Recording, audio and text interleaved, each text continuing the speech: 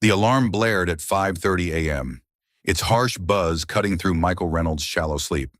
He reached out, silencing it before it could wake Emma. For a moment, he lay there in the dim light filtering through worn curtains, collecting himself for what promised to be either the best day of the summer or a crushing disappointment. Today was the day, the one he'd promised Emma weeks ago, circled in red marker on their refrigerator calendar. Wonderland Gardens, rides, cotton candy, the works. Michael pulled himself up, the springs of his mattress protesting beneath him. He ran a hand through his dark hair, noting the increased flecks of gray at the temples. A 32-year-old shouldn't have this much gray, he thought. Then again, 32-year-olds weren't supposed to be widowed fathers working two jobs either. He moved quietly through the modest two-bedroom rental, its walls thin enough that every creak threatened to wake his daughter. In the kitchen, he double-checked the worn envelope tucked behind the sugar canister.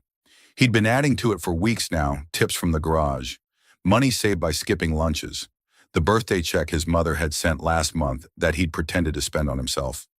Michael counted the bills again, methodically laying them on the counter. It should be enough. He'd checked the website repeatedly, calculated every possible discount. Still, a knot formed in his stomach as he tucked the envelope into his back pocket. "Daddy?" The small voice made him turn. Emma stood in the doorway, her curly auburn hair a wild tangle around her face, clutching the stuffed T-Rex she'd named Rex when she was 3. At 7, she still couldn't sleep without it. "Hey, Bug," Michael smiled, crouching down to her level. "You're up early. Is it time?" Her green eyes, so like Sarah's, were already wide with anticipation, sleep falling away at the memory of what day it was. "Almost," he said, tucking a wayward curl behind her ear. "Want to help me make breakfast?" Emma nodded enthusiastically, already moving toward the refrigerator. "Can I wear my dinosaur shirt, the one with the sparkles?" "Absolutely," Michael agreed, pulling out eggs and the last of the bread. Wonderland Gardens won't know what hit them when Dinosaur Emma arrives. As they made breakfast together, scrambled eggs that Emma insisted on mixing herself, resulting in at least 2 on the floor, Michael found himself studying his daughter. The way her nose scrunched when she concentrated, the smattering of freckles across her cheeks, the determined set of her small jaw.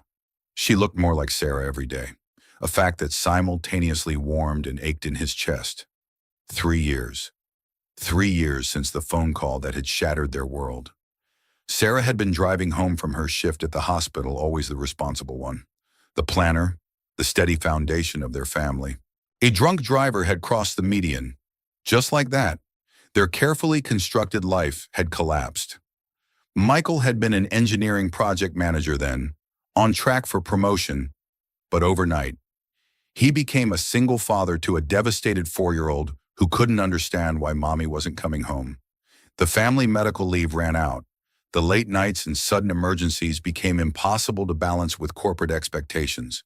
The mortgage on their suburban dream home became unbearable. So he'd sold the house, taken a job at Frank's auto shop where his friend offered flexible hours, and started delivering packages at night when Emma was asleep. The engineering degree gathered dust, but Emma had stability. That was what mattered. "Is the special parade still at 2 o'clock?" Emma asked, carefully carrying her plate to the sink with the concentration of a bomb technician. "Yep, and the princess show is at 4, Michael confirmed, having memorized the schedule. "We've got the whole day planned out, Captain." Emma beamed, displaying the gap where her front tooth had recently vacated. "This is going to be the best day ever." Michael smiled back, the weight of the envelope in his pocket suddenly feeling heavier. "Yeah, Bug, the best." The parking lot of Wonderland Gardens was already filling when they arrived, families spilling from minivans and SUVs with coolers and strollers in tow. Michael guided their aging Honda Civic into a spot near the back, wincing at the grinding sound from the brakes. Another repair he couldn't afford right now. Emma practically bounced out of her seat, her dinosaur t-shirt glittering in the morning sun. She wore her special sneakers too, the ones with lights that flashed with each step. Purchased on clearance last month when she'd outgrown her old ones. "Dad, look," she gasped, pointing at the towering castle spires visible over the entrance. It's even bigger than the pictures, Michael chuckled, slinging her small purple backpack over his shoulder alongside his own worn bag. Pretty impressive. Huh, I bet you can see clear to Tennessee from the top. Emma giggled, grabbing his hand and tugging him toward the entrance. Do you think we'll see real princesses? And what about the dinosaur show? You said there were moving dinosaurs that look real? All of it, Michael promised, allowing himself to be pulled along. We'll see it all. The line at the ticket booth snaked back further than he'd expected. Families chatted excitedly. Kids bounced on toes, and parents checked phones and sipped coffee from travel mugs. Michael discreetly checked his watch. They'd still have plenty of time for everything. Even with the wait, as they inched forward, he couldn't help but notice how many families seemed comfortable. Designer sunglasses, expensive sneakers, Apple watches.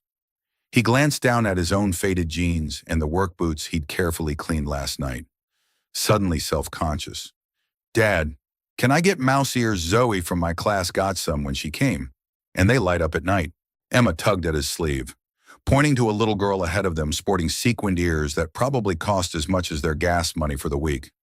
We'll see. Bug, Michael hedged, the familiar phrase of parents everywhere when they mean probably not. Let's get inside first, okay? Emma nodded, easily distracted by the colorful banners flapping in the breeze above the entrance. Michael used the moment to pull out his phone, double-checking the ticket prices. His stomach dropped. Special event today. All tickets upgraded to premium experience adults, $89 and children $79.99. No, that couldn't be right. The website had listed weekday prices at $69.99. He frantically scrolled through the site, finding the fine print, prices subject to change for special events and peak days. Michael swallowed hard, doing quick mental math, even with everything he'd saved.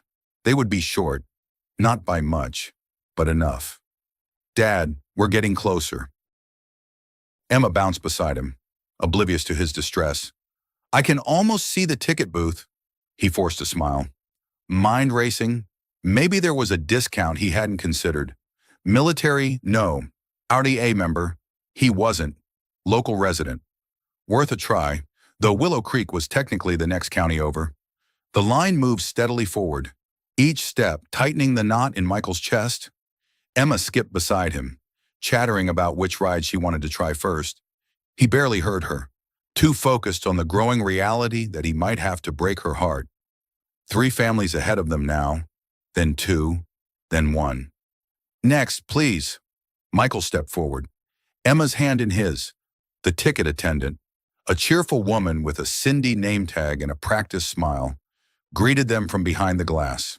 Good morning, welcome to Wonderland Gardens. How many tickets today? 2, please, Michael said, keeping his voice steady. 1 adult, 1 child. Is there, any kind of discount available? I saw online the tickets were supposed to be $69.99. Cindy's smile dimmed slightly. I'm sorry, sir. Today is our Summer Spectacular special event. All tickets are automatically upgraded to premium experience. That's $89.99 for adults and $79.99 for children. Michael felt Emma's curious gaze on him as he reached for his wallet, pulling out the envelope. Right. Of course. He slid the bills through the small opening in the glass, trying to ignore the tremor in his hand. Cindy counted the money, her fingers efficiently sorting the worn bills, her brow furrowed slightly. I'm sorry, sir. You're a bit short. Michael's throat tightened. How much? You're about $10 short for the total. $10 after all the extra shifts, the skipped meals, the careful planning. $10 stood between Emma and the day he'd promised her. Is there maybe a regular admission option without the premium experience? He asked, his voice lower now. Cindy shook her head apologetically. Not today, sir. It's a special event. Dad. Emma tugged at his jacket, her voice small. Is everything okay? Michael crouched down, meeting her eyes. Yeah, sweetheart. Just checking something.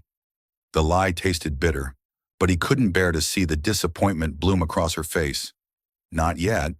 He turned back to Cindy, desperation creeping into his voice. What about just one ticket for her? I could wait. I'm sorry, but children must be accompanied by an adult, Cindy said gently, already starting to gather his money to return it. Michael felt the world narrow, sounds muffling as if he were underwater.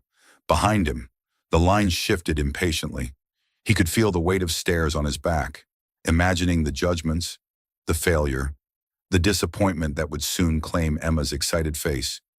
Add 2 more tickets to their order. Please, my treat. The voice was clear, confident, and unmistakably directed at the ticket attendant. Michael turned. Startled, a woman stood behind them, perhaps in her mid-30s, with a composed elegance that seemed effortless. Her dark hair was pulled back in a loose ponytail, and she wore stylish but simple jeans, a soft gray sweater, and a light jacket despite the June warmth. Designer sunglasses perched atop her head, and a sleek leather purse hung from her shoulder. But it wasn't her obvious style that caught Michael off guard. It was the quiet authority in her voice and the kind determination in her eyes as she extended a credit card towards Cindy. Michael began, pride flaring instantly. That's really not necessary. We can, please, the woman said, her voice lower now. Meant just for him. I'd like to help. I can't accept that, Michael replied, his back stiffening. Thank you, but is she going to come with us? Emma interrupted, looking up at the woman with unabashed curiosity. The woman smiled then, crouching slightly to Emma's level. Only if that's okay with you and your dad. I'm Rebecca, by the way. I'm Emma, I'm 7.5. This is Rex. She thrust her dinosaur forward proudly. He likes roller coasters. Rebecca's smile widened, genuine amusement sparking in her eyes. Well, it's very nice to meet you. Emma and Rex, I happen to like roller coasters too. Sir, Cindy interjected from the booth, there are people waiting. Michael stood frozen, caught between his pride and the hope blooming on Emma's face. Rebecca seemed to sense his struggle, standing to face him directly. It's not charity, she said quietly, her eyes meeting his. It's just a gift, one parent to another. You have kids, he asked, grasping for some reason this made sense. A fleeting shadow crossed her face.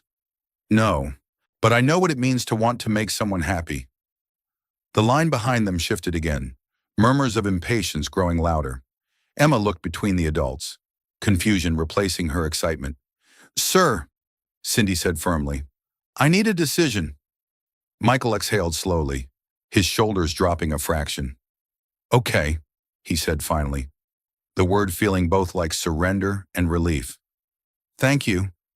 Rebecca nodded once, turning back to Cindy and handing over her card without further comment. The transaction was completed in seconds, wristbands dispensed, and just like that, they were being ushered toward the turnstiles. As they passed through the gates, the full sensory experience of Wonderland Gardens engulfed them, music floating from hidden speakers, the distant screams of delight from roller coaster riders, the sweet scent of funnel cakes and cotton candy. Emma bounced beside him, already pointing toward a spinning teacup ride visible just ahead.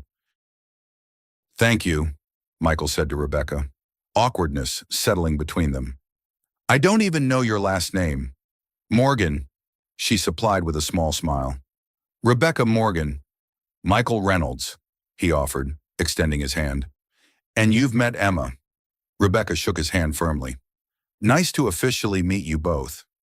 You really don't have to spend the day with us, Michael added hastily. You've already done more than enough. Rebecca glanced around the park, something unreadable crossing her face. Actually, I'd like to join you, if that's okay. I came alone. And frankly, theme parks are more fun with company. She paused, adding with a hint of amusement. Especially company that includes dinosaur experts. Emma, who had been scanning the park map they'd been handed, looked up with a grin. I know all about the T-Rex. Their arms were short, but they could run super fast and their teeth were as big as bananas. Fascinating, Rebecca replied, entirely sincere. I have so much to learn. Michael studied her, still trying to make sense of this stranger who had swooped in and saved their day. She didn't seem to fit any easy category in his mind. Not a bored rich woman looking for a charity case. Her interaction with Emma was too genuine. Not someone looking for gratitude or praise.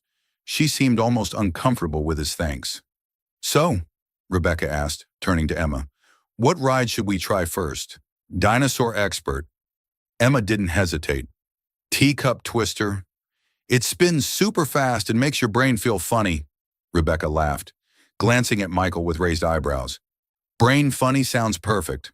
And just like that, they were off.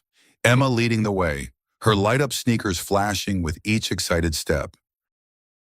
Michael followed, still stunned by the turn of events, watching as this elegant stranger fell into step beside his daughter, listening intently to Emma's explanation of why T-Rexes would love spinning rides because of their excellent balance. The teacup twister was a riot of color. Massive cups in bright primary hues spinning on platforms that themselves rotated around a central axis. Children shrieked with delight as parents grimly held on, many looking slightly green as the ride spun faster and faster. You sure about this? Michael asked as they joined the line. It's pretty intense, Rebecca smiled, a flash of something playful in her eyes. I've sat through 5-hour board meetings with hostile investors. I think I can handle spinning teacups. The line moved quickly, and soon they were being ushered toward a bright blue cup with yellow stars painted on its side. Emma scrambled in first, claiming the spot directly in front of the central wheel that controlled the cup's spin speed. Michael slid in beside her, and Rebecca took the remaining spot, completing their circle. Ready, the attendant asked, securing the safety bar. Born ready, Emma declared, hands already gripping the wheel with determined anticipation. The ride began slowly, the platform making lazy circles as the cups gently rotated. Emma looked disappointed at the leisurely pace. Just wait, Michael told her with a knowing smile. It gets faster. As if on cue, the ride picked up speed, the cups beginning to spin more rapidly as the entire platform accelerated. Emma squealed with delight, turning the central wheel with all her might to make their cups spin even faster. Help me, she called to Rebecca, who immediately leaned forward to add her strength to the wheel. Michael watched in amusement as Rebecca, perfectly composed just minutes ago, threw herself into the spirit of the ride, her ponytail whipping around as she and Emma spun their cup into a blur. Her laughter joined Emma's, uninhibited and genuine. The world outside their cup became a colorful smear as they spun faster and faster. Michael gripped the safety bar, his stomach lurching, but couldn't help laughing at the sheer joy on Emma's face and the surprising abandon on Rebecca's. When the ride finally slowed to a stop, all three stumbled out on wobbly legs, Rebecca smoothing her now disheveled ponytail with a breathless laugh. That was awesome, Emma declared, walking in zigzags as her equilibrium slowly returned. Can we go again later? Definitely, Rebecca agreed before Michael could answer. She caught his eye and added, if that's okay with your dad, of course. Michael nodded, still trying to reconcile this laughing, windblown woman with the polished stranger who had appeared at the ticket booth. Sure, but maybe we try something a little gentler next. Give our stomachs a chance to recover. The fairy tale boat ride goes right through the castle, Emma suggested, consulting the map with the seriousness of a military strategist. And then we can see the dinosaur show at 11. Lead the way, Captain, Michael said, and Emma marched ahead, her dinosaur clutched firmly under one arm, as they followed. Rebecca fell into step beside Michael. She's wonderful, she said quietly. So full of life. Yeah, Michael agreed, his chest swelling with the familiar mix of pride and fierce love. She's everything, Rebecca nodded, understanding in her eyes. You're a good dad. It shows. The simple observation, delivered without fanfare, caught Michael off guard. When was the last time someone had noticed not his efforts or his struggles, but simply acknowledged that he was doing well by his daughter? He couldn't remember. Thanks, he managed, unexpectedly touched. I try. Rebecca smiled but said nothing more as they caught up to Emma, who was now excitedly pointing at a castle spire where a mechanical dragon periodically exhaled a harmless puff of smoke. The fairy tale boat ride wound through a dark tunnel beneath the castle, small boats drifting past animatronic scenes from classic stories. Emma sat between them, pointing out each display with the authority of someone who'd memorized every fairy tale. That's Sleeping Beauty, and look, the spinning wheel dad. Do people still use spinning wheels? Not so much anymore, Michael answered, amused by her running commentary. They do, actually, Rebecca interjected. For making specialty yarns and textiles, it's becoming popular again with artisans. Emma turned to her with wide eyes. Really, have you used one? No, Rebecca laughed. But my grandmother did. She made the most beautiful blankets. As they drifted past a scene of Cinderella's pumpkin transforming into a carriage, Michael found himself watching Rebecca in the dim, colorful lights. There was something intriguing about her, a depth behind her polished exterior that didn't fit with his initial assumptions. The boat emerged into sunlight, Emma already plotting their next adventure. Dinosaur show, then lunch, then the roller coaster. She declared. The morning flowed seamlessly into afternoon, one attraction blending into the next. The dinosaur show featured impressively realistic animatronic creatures that made Emma bounce with excitement. They ate lunch at a counter-service restaurant, Rebecca insisting on treating, despite Michael's protests, where Emma methodically separated her chicken nuggets into herbivores and carnivores before eating them. Throughout it all, Rebecca seamlessly integrated herself into their day, never overstepping but participating fully. She held Emma's drink while the girl adjusted her shoe. She laughed at Michael's corny dad jokes without a hint of condescension. She took pictures of Michael and Emma in front of the castle when asked, then joined them for a selfie when Emma insisted. By mid-afternoon, it felt as if they'd known each other for months instead of hours. The cosmic coaster next, Emma declared as they exited a simulated space mission ride. It goes upside down. Michael hesitated, glancing at his daughter's height. I'm not sure you're tall enough for that one. Bug. Emma's face fell instantly. But I've been growing. I'm taller than last month. Let's check the height requirement, Rebecca suggested diplomatically. And if you're not quite there yet, I bet there are other cool rides you can try. They approached the roller coaster entrance, where a wooden cutout marked the minimum height. Emma stood against it, stretching as tall as possible. She was at least 2 inches short. I'm sorry, sweetie, the attendant said kindly. You'll have to wait a couple more years for this one. Emma's lower lip trembled dangerously, the first sign of potential tears all day. Michael crouched down quickly, going into dad damage control mode. Hey, remember that spinning rocket ship ride we saw earlier? The one that goes up and down while it spins? I bet you're tall enough for that one. And it looked even cooler than this. It's not the same, Emma mumbled, clutching Rex tighter. The cosmic coaster is the best one. Rebecca knelt beside them, her voice gentle. You know what's special about having to wait for something when you finally get to do it? It's even more amazing. She glanced up at the towering roller coaster. Plus, between you and me, your dad looks a little scared of this one anyway. Emma giggled despite her disappointment, looking at Michael with newfound suspicion. Are you scared, Dad? Michael played along, feigning indignation. Me scared, absolutely. He paused dramatically. Correct. That thing is terrifying. Emma's giggle turned into a full laugh. You're silly. Fine. We can do the rocket ships instead. Crisis averted. They made their way to the rocket rotator, a ride that combined vertical movement with spinning. Emma was well above the height requirement, restoring her confidence completely. As they spun through the air, Emma squealing with delight between them. Michael found himself enjoying the day in a way he hadn't anticipated. The constant worry about money, about making the day perfect, had faded to the background. Instead, he was simply present, laughing when Emma pointed out a cloud shaped like a dinosaur, feeling the sun warm on his face, sharing amused glances with Rebecca when Emma's observations took particularly creative turns. After the rocket rotator, They wandered toward a section of the park designed for younger children, complete with a splash pad area where kids ran through jets of water shooting from the ground.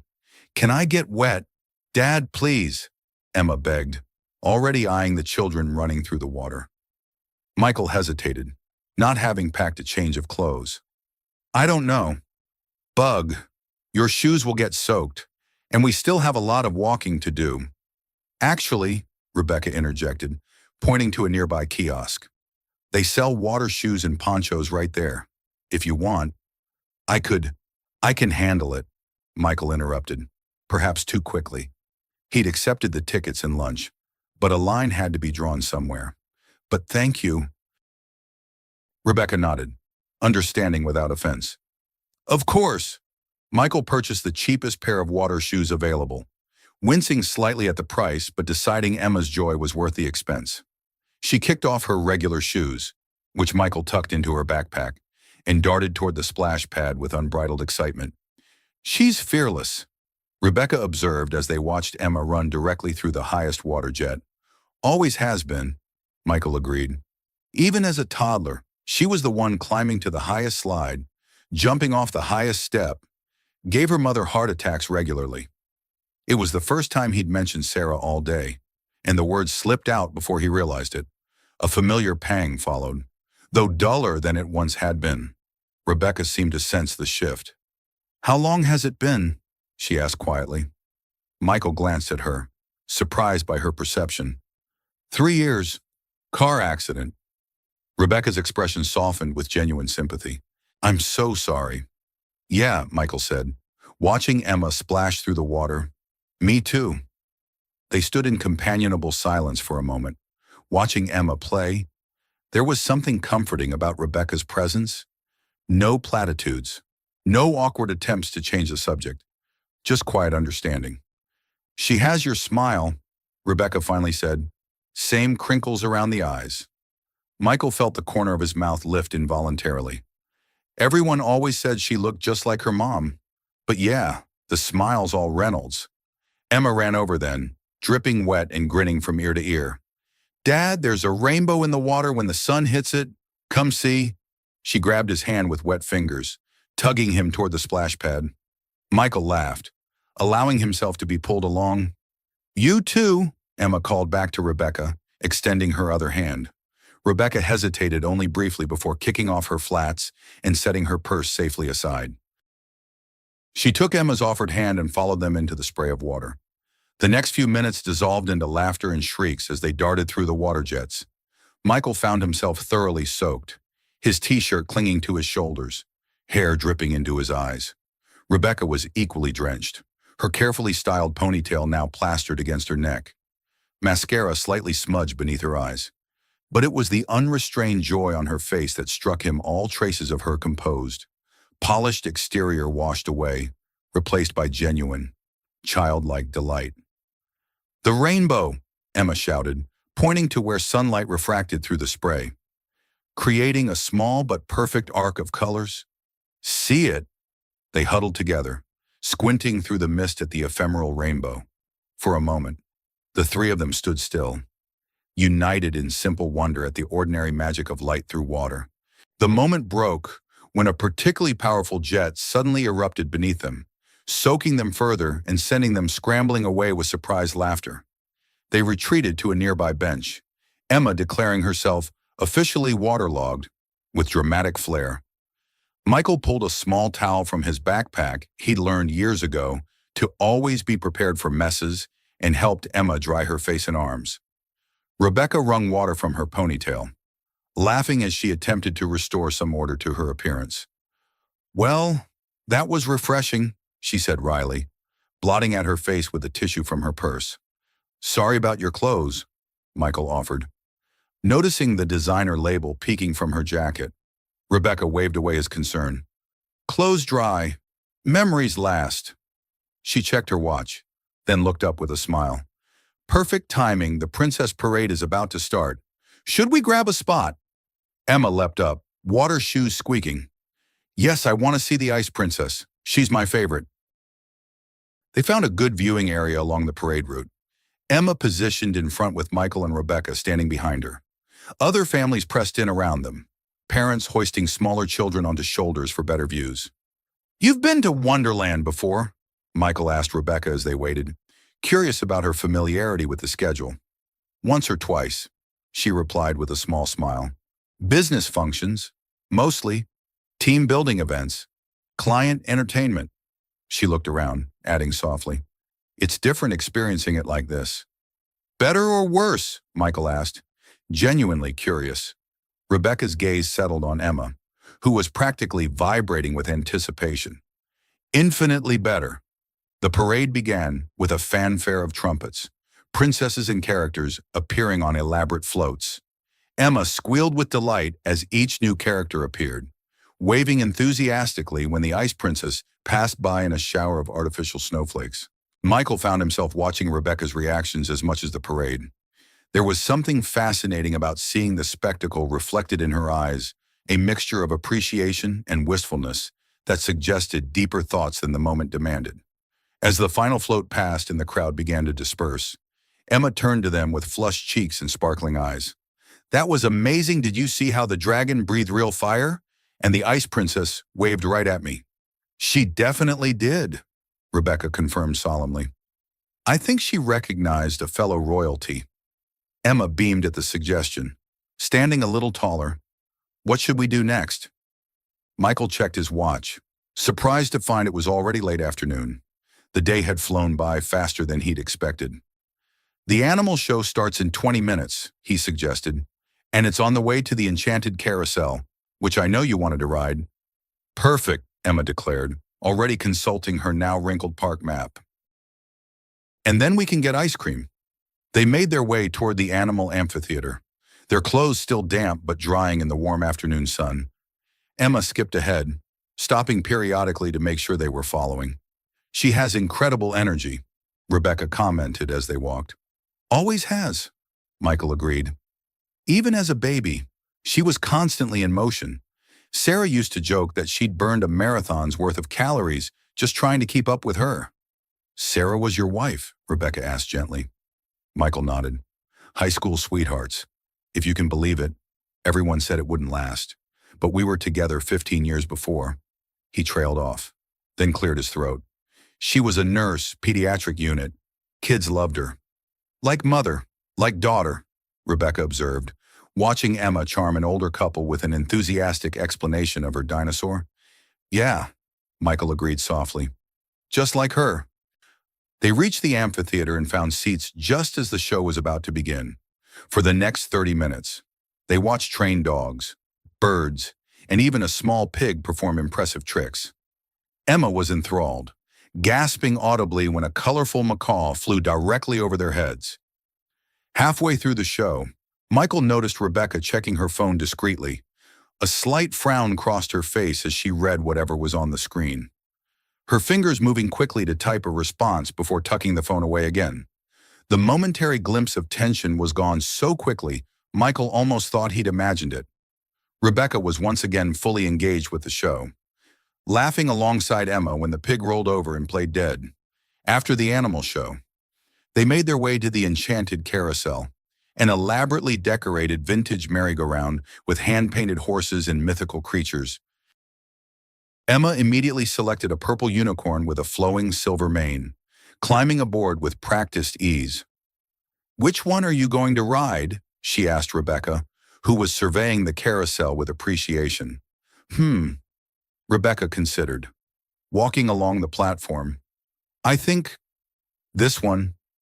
She stopped beside a sleek black horse with gold accents, positioned as if mid-gallop. Michael chose a traditional brown horse next to Emma's unicorn, helping her secure the safety belt before mounting his own steed. As the carousel began to turn, music box melodies filling the air, Michael watched Emma's face light up with simple joy. The late afternoon sun filtered through the canopy above, casting everything in a warm, golden glow that seemed to suspend reality. Rebecca caught his eye from across the carousel, a genuine smile playing across her lips as she pretended to race Emma. Leaning forward dramatically over her horse's neck, Emma giggled uncontrollably, mimicking the posture on her unicorn. "We're winning, Dad," she called out, her voice carrying over the tinkling music. "Not for long," Rebecca called back, making a show of urging her mount faster. The moment felt surreal, this elegant stranger playing make-believe with his daughter, the three of them caught in a spinning circle of light and music. All the day's worries temporarily suspended, for the first time in longer than he could remember. Michael felt the tight knot of responsibility in his chest loosen just a fraction as the carousel slowed to a stop. Emma declared it the best ride ever and insisted they all get ice cream to celebrate their successful race. They found a nearby ice cream parlor, its windows framed in pastel gingerbread trim.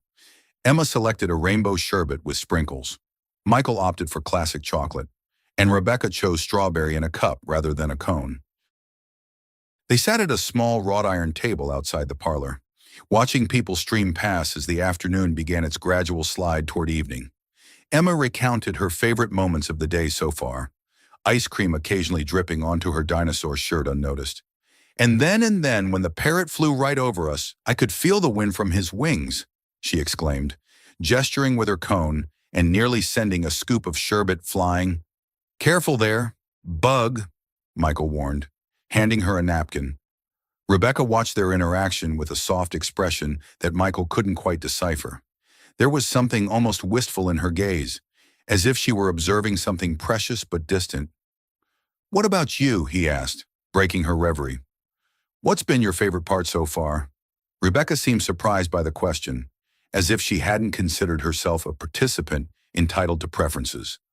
"The splash pad, I think," she answered after a moment. "I can't remember the last time I did something so spontaneous."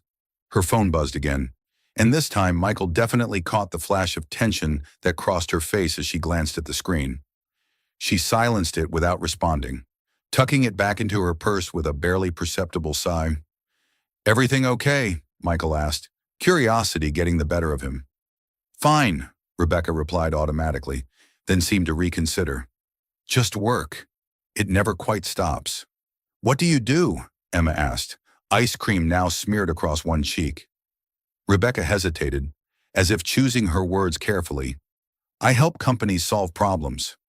Like a doctor, but for businesses," Emma suggested, trying to make sense of the vague description. Rebecca smiled. "Something like that." Michael sensed there was more to the story, but before he could ask, Emma spotted something over his shoulder and gasped dramatically. "Dad, they're setting up the bubble machine." "Can we go, please?" Sure enough, a park employee was preparing a large bubble machine near the central plaza, a crowd of children already gathering in anticipation. "Sure thing," Michael agreed, gathering their trash. "Let's go catch some bubbles," as Emma darted ahead. Rebecca fell into step beside Michael. "She's incredibly resilient," she observed quietly. "After everything she's been through." Michael nodded, watching his daughter's bobbing curls as she ran. Kids are amazing that way. They feel everything so deeply, but they also heal in ways adults can't. He paused, adding, "I worry sometimes that she won't remember Sarah clearly as she gets older." "You keep her memory alive," Rebecca said with certainty. "It's obvious in the way you talk about her. Emma will know her mother through you." The simple observation, delivered without platitudes or awkwardness, touched Michael deeply. "Thank you," he said, his voice slightly rough. "That means a lot."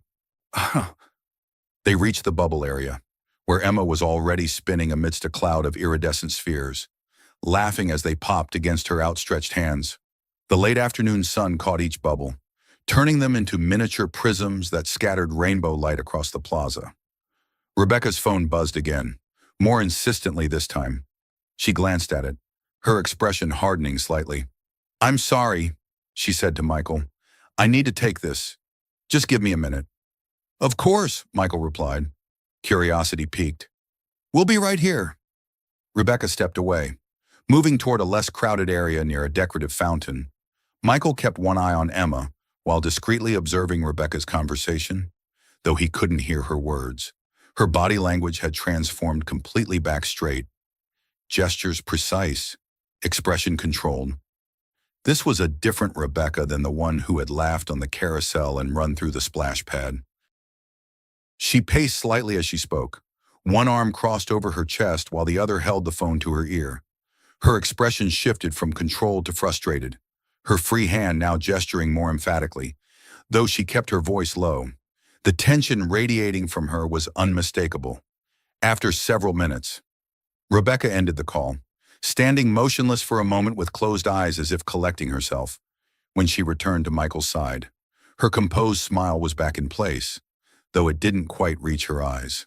"Sorry about that," she said lightly. "Where were we?" "Everything okay?" Michael asked, sensing the question might be unwelcome, but asking anyway. "Just the usual fires to put out," Rebecca replied with practiced ease. "Nothing that can't wait until tomorrow." Michael studied her, wondering about the world she came from so different from his own, where fires meant actual mechanical problems in the shop. Not whatever corporate crisis had prompted that call. "Dad, Rebecca, look," Emma called, breaking the moment. She was attempting to catch a particularly large bubble on her outstretched palm, concentration etched across her small features. They moved to join her. The conversation temporarily shelved, but as they played amid the swirling bubbles, Michael found himself increasingly curious about the elegant enigma who had entered their lives so unexpectedly this morning. The shadows lengthened across Wonderland Gardens as late afternoon gave way to early evening. The energy of the park shifted subtly, children moved a bit slower, parents checked watches more frequently, and the bright enthusiasm of morning mellowed into the satisfied exhaustion of a day well spent. Emma, despite her seemingly boundless energy, had begun to show signs of fatigue. Her skipping had slowed to a walk, and she leaned against Michael's side as they consulted the park map for their next activity. "The fireworks start at 8:30, Michael noted, checking his watch. "That gives us time for one more ride and dinner before the show." "I'm hungry," Emma admitted, a sure sign her batteries were running low. "Me too," Rebecca agreed. "I saw a nice sit-down restaurant near the castle. Might be good to rest our feet for a bit." Michael hesitated, knowing full well that the table service restaurants in the park were significantly more expensive than the counter service options they'd utilized for lunch. Rebecca seemed to read his thoughts. "My treat," she said simply. No arguments, before Michael could protest. Emma yawned widely, sealing the decision. A quiet dinner sitting down would be exactly what they needed before the grand finale of fireworks. The restaurant, called Royal Feast, was designed to resemble a medieval banquet hall, complete with faux stone walls, tapestries, and servers dressed in period-inspired attire. Despite the early dinner hour, it was busy, but Rebecca spoke quietly to the host, and they were immediately led to a table near a window overlooking the castle. "Did you make a reservation?" Michael asked as they settled into their seats. Rebecca shrugged lightly. "I know the manager." Michael raised an eyebrow but didn't press further, instead helping Emma with her menu and suggesting options he knew she'd enjoy. When their server arrived, Rebecca ordered a glass of wine. Michael chose water, and Emma requested chocolate milk. "With extra chocolate, please." As they waited for their drinks, Emma busied herself with the children's activity sheet provided by the restaurant, carefully coloring a cartoon princess with the crayons supplied. "So," Michael began, seizing the opportunity to satisfy his growing curiosity, "Rebecca Morgan, who knows the manager and helps companies solve problems. What's your story?" Rebecca took a moment to consider her answer, folding her hands on the table. "What would you like to know?" "Let's start with the basics," Michael suggested. "Where are you from? What brought you to Wonderland alone today? Why help complete strangers at the ticket booth?" Rebecca smiled slightly at the direct questions. "I live in Atlanta now, but I grew up in Chicago. As for today," she paused, seeming to make a decision about how much to share. "I needed a day away from expectations, and when I saw you and Emma at the ticket booth, it just felt like—" "Like what?" Michael prompted when she trailed off. "Like the universe giving me an opportunity," she finished. "To do something simple and good without ulterior motives or strategic advantages. Just human connection." Their drinks arrived, momentarily pausing the conversation. Emma immediately took a long sip of her chocolate milk, emerging with a milk mustache that made both adults smile. You're being deliberately vague about what you do. Michael observed once the server had left to give them more time with the menus. Rebecca's smile turned slightly rueful. Force of habit, I suppose. She took a sip of her wine, then continued. I'm the CEO of Morgan Innovations. We're a technology consulting firm that specializes in helping traditional industries transition to digital platforms. Michael blinked, the pieces suddenly clicking into place her quiet authority. The urgent phone calls, the way she'd effortlessly secured them a table in a crowded restaurant. CEO, he repeated. That's impressive. It's a job, Rebecca replied with surprising candor. One that comes with a corner office, too many meetings, and very little time to ride carousels or catch bubbles. There was something in her tone, not quite bitterness, but perhaps resignation that resonated with Michael. Different worlds, perhaps, but the struggle to balance obligations with joy was universal. Is that why you're here today? He asked, escaping the corner office. Rebecca considered this, absently tracing the rim of her wineglass. Partly, I was supposed to be in Savannah this weekend for a charity event, but I canceled at the last minute. Told my assistant I was taking a personal day. She smiled faintly. I think she nearly fainted from shock. You don't take many days off, Michael observed. Not in the last 5 years, Rebecca confirmed. Building the company has been all-consuming. Their server returned to take their orders, a grilled chicken sandwich for Michael, pasta for Rebecca, and chicken fingers for Emma, who had temporarily abandoned her coloring to contribute to the conversation. Do you have a Rex too? She asked Rebecca seriously. Rebecca looked confused for a moment, then smiled in understanding. You mean a special stuffed animal? No, I don't. Everyone should have one, Emma declared with the absolute certainty of childhood. They keep the scary dreams away. That's very good advice, Rebecca acknowledged solemnly.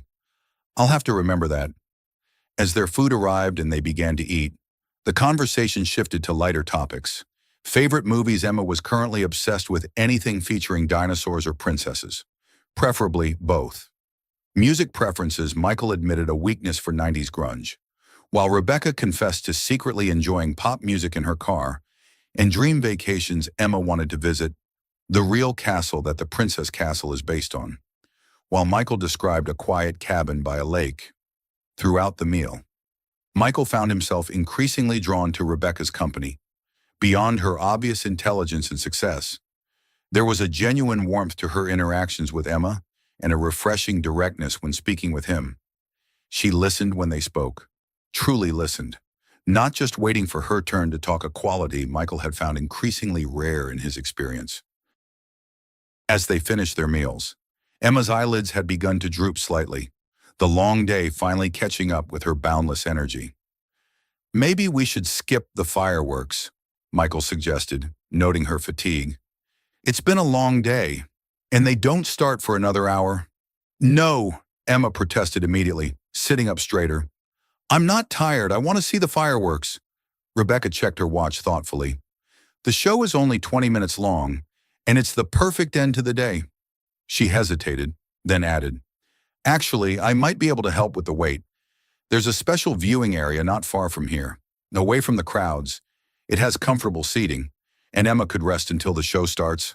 Michael raised an eyebrow. Let me guess you know the manager of that too. Rebecca smiled enigmatically. Something like that.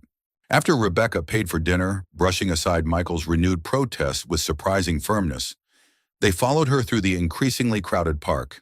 As night fell, the atmosphere had transformed once again. Lights twinkled from every tree and building. Music seemed softer and more magical, and an air of anticipation built as families staked out spots for the upcoming fireworks display. Rebecca led them away from the main hub, down a path marked VIP access that was guarded by a uniformed attendant.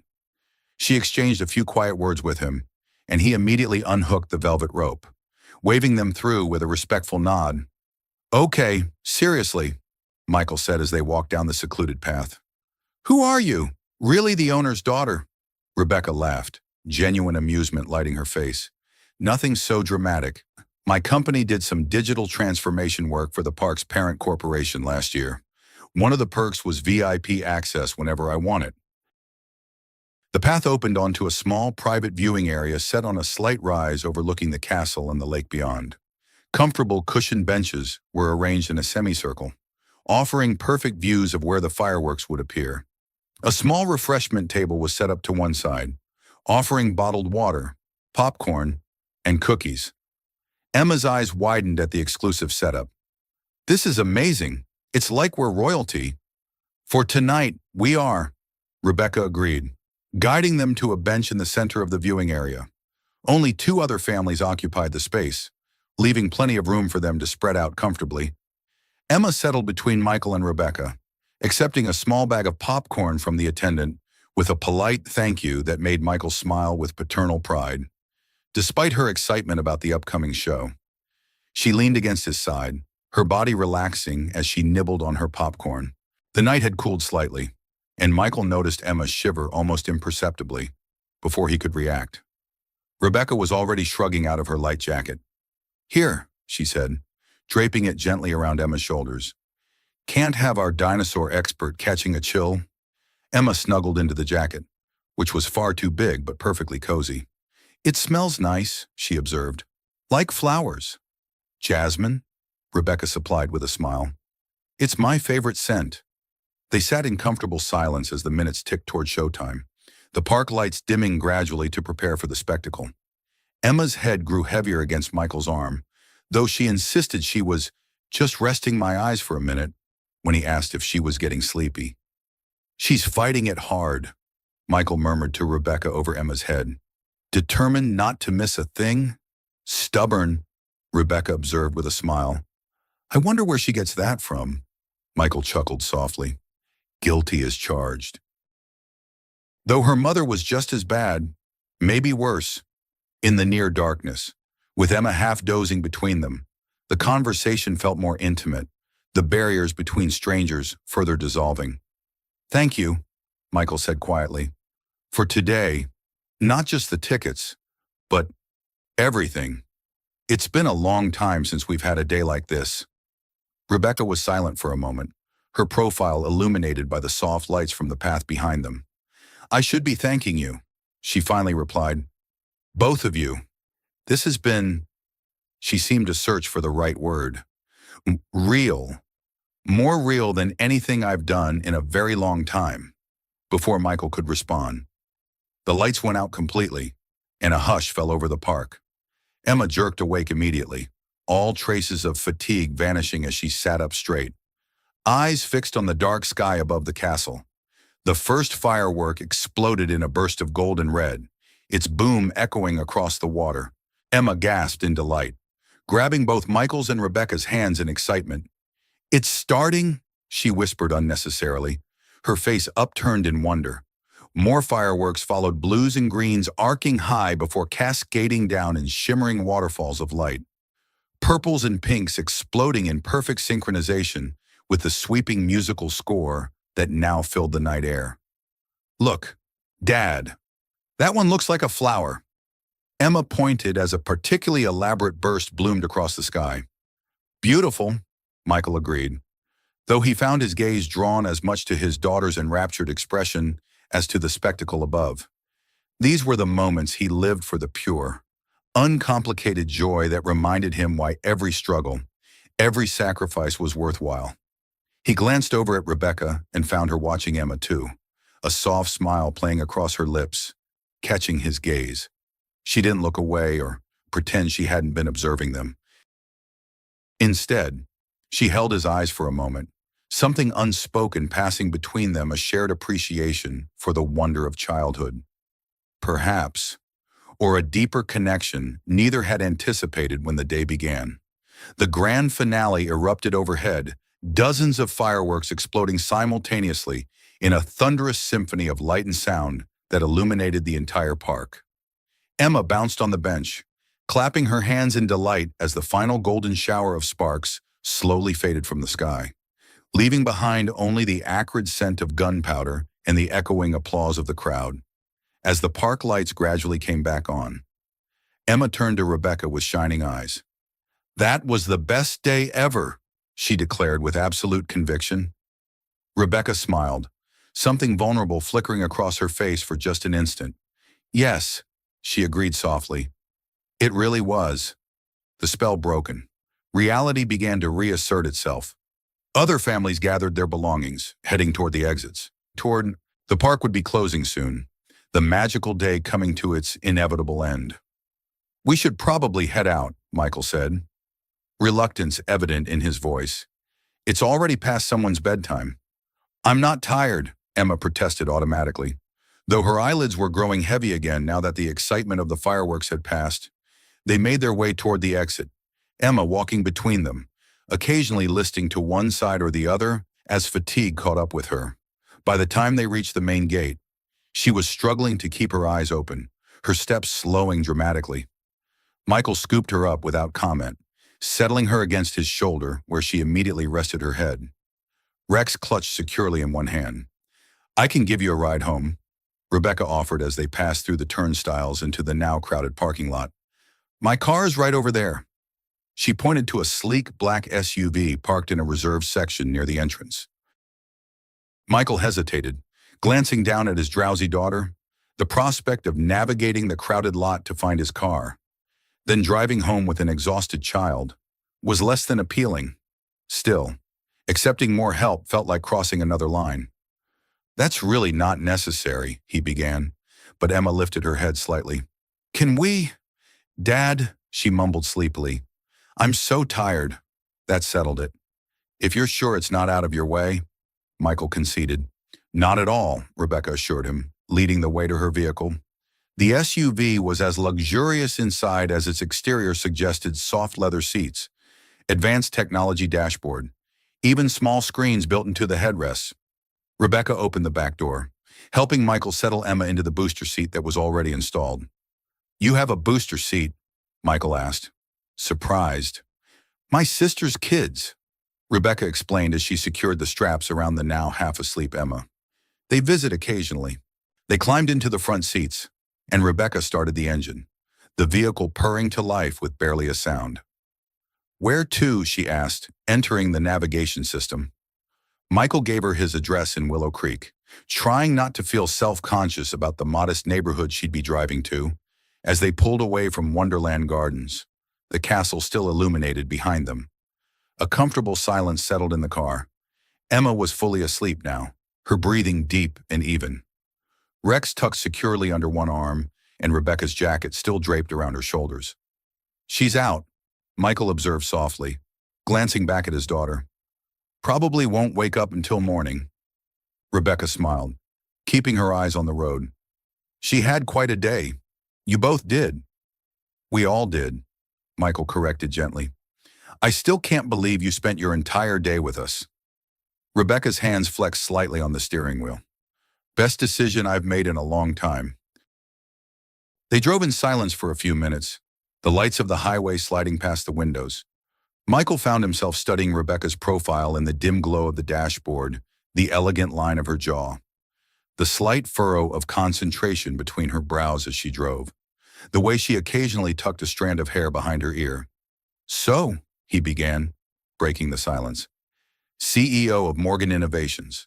Sounds impressive. Rebecca gave a small, almost self-deprecating laugh. It sounds more impressive than it feels most days. Endless meetings, constant travel, decisions that keep me up at night. But you must enjoy it, Michael suggested, to have built it yourself. I did, Rebecca acknowledged. I do. In many ways, it's challenging. It matters. It makes a difference in how companies function. She paused, then added more quietly. But lately I've been wondering if I've built a company at the expense of building a life. The candid admission hung in the air between them, unexpected in its vulnerability. What made you cancel your plans this weekend? Michael asked, sensing there was more to the story. Rebecca was quiet for a long moment, as if deciding how much to share. I was engaged until 3 months ago, she finally said, her voice carefully neutral. The charity event in Savannah was one we'd planned to attend together. I'm sorry, Michael offered, understanding the weight behind those simple words. Don't be, Rebecca replied with surprising firmness. Calling it off was the right decision. David was, she searched for the right words, more in love with what I represented than who I am. The successful power couple. The perfect merger of ambition and connections. She shook her head slightly. I realized I was doing the same thing I help companies avoid following an outdated blueprint instead of adapting to what actually matters.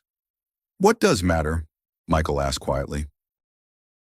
Rebecca glanced briefly toward the back seat, where Emma slept peacefully. Days like today, she said simply. Real connections. Joy without agenda. The freedom to be messy and spontaneous and just human. The navigation system announced their exit, breaking the moment as they turned onto smaller roads. The landscape changed from highway commerce to residential neighborhoods, houses growing closer together and more modest. Left at the light, Michael directed as they approached an intersection, then second right onto Maple Avenue. Rebecca followed his directions, slowing as they entered a quiet street lined with small, well-kept houses.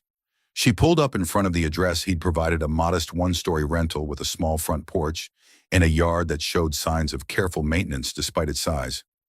She put the car in park but left the engine running, turning slightly in her seat to face Michael.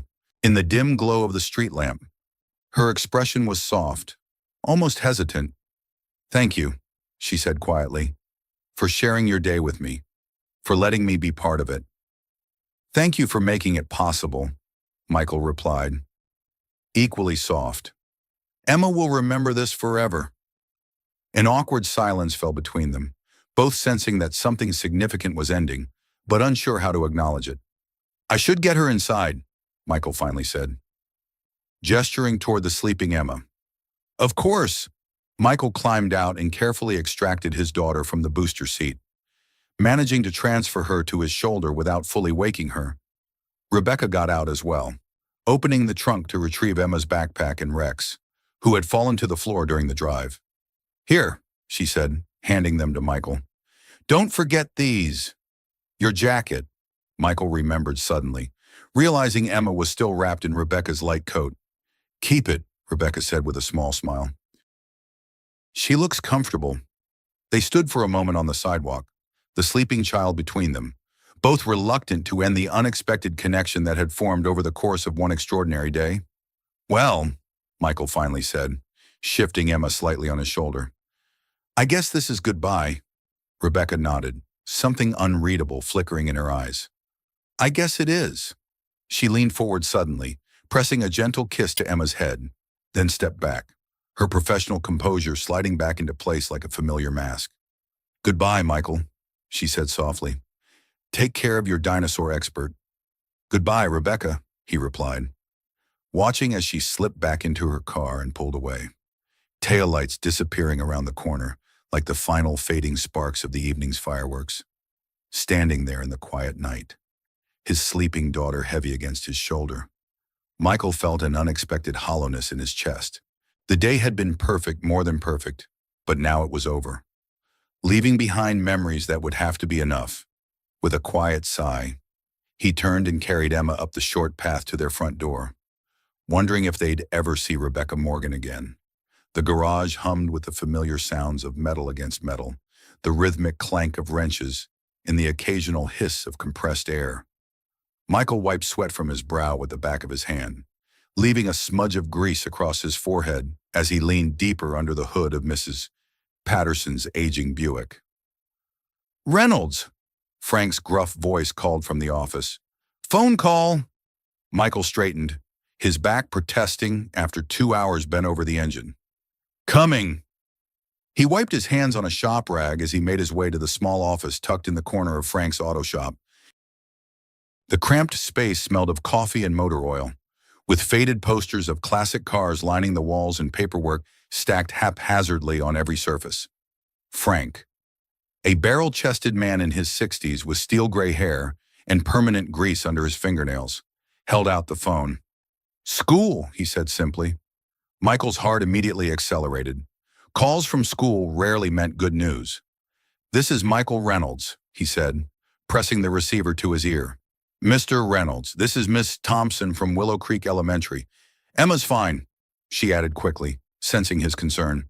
But she's in the nurse's office with a slight fever. Nothing serious. But school policy says she needs to be picked up. Michael glanced at the clock, 1:30 p.m. He still had 4 hours left on his shift, and 2 cars waiting for repair. "I'll be there as soon as I can," he promised, already calculating how quickly he could wrap up his current job. Frank was watching him as he hung up. "Emma's sick of fever," Michael confirmed. "I need to go get her." Frank waved a hand dismissively. "Go on. Jimenez can finish the Buick." "Thanks, Frank," Michael said, gratitude evident in his voice. It wasn't the first time his boss had accommodated his single-parent emergencies, and Michael knew it wouldn't be the last. 20 minutes later, he pulled up to the elementary school, having taken just enough time to wash the worst of the grease from his hands and face. The school secretary waved him through to the nurse's office, where he found Emma curled on a vinyl cot, her cheeks flushed and Rex clutched to her chest. "Hey, Bug," he said softly, crouching beside her. "Not feeling so hot." "Huh." Emma's eyes, glassy with fever, brightened slightly at the sight of him. "Daddy," she mumbled. "My head hurts." "I know, sweetheart." He brushed her tangled curls from her forehead, feeling the heat radiating from her skin.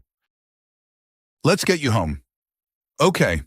The school nurse appeared with Emma's backpack and a sympathetic smile. "Just a low-grade fever, likely a virus. Keep her hydrated and let her rest. Call her doctor if it goes above 101 or doesn't break by tomorrow." Michael nodded, gathering Emma into his arms. She felt smaller than usual, her normally boundless energy subdued by illness. "Thank you," he told the nurse, slinging the backpack over his shoulder. The drive home was quiet, Emma dozing in the back seat while Michael mentally rearranged his schedule. He'd have to cancel his evening delivery shift, which meant being short on this week's grocery money. But emergencies happened, and Emma always came first. At home, he settled her on the couch with a blanket, Rex, and her favorite dinosaur documentary on low volume, after coaxing her to take some children's ibuprofen and sip some water. He called his evening job to explain the situation. "Third time this month. Reynolds," his supervisor noted, disapproval evident in his tone. "I know. Dave, I'm sorry.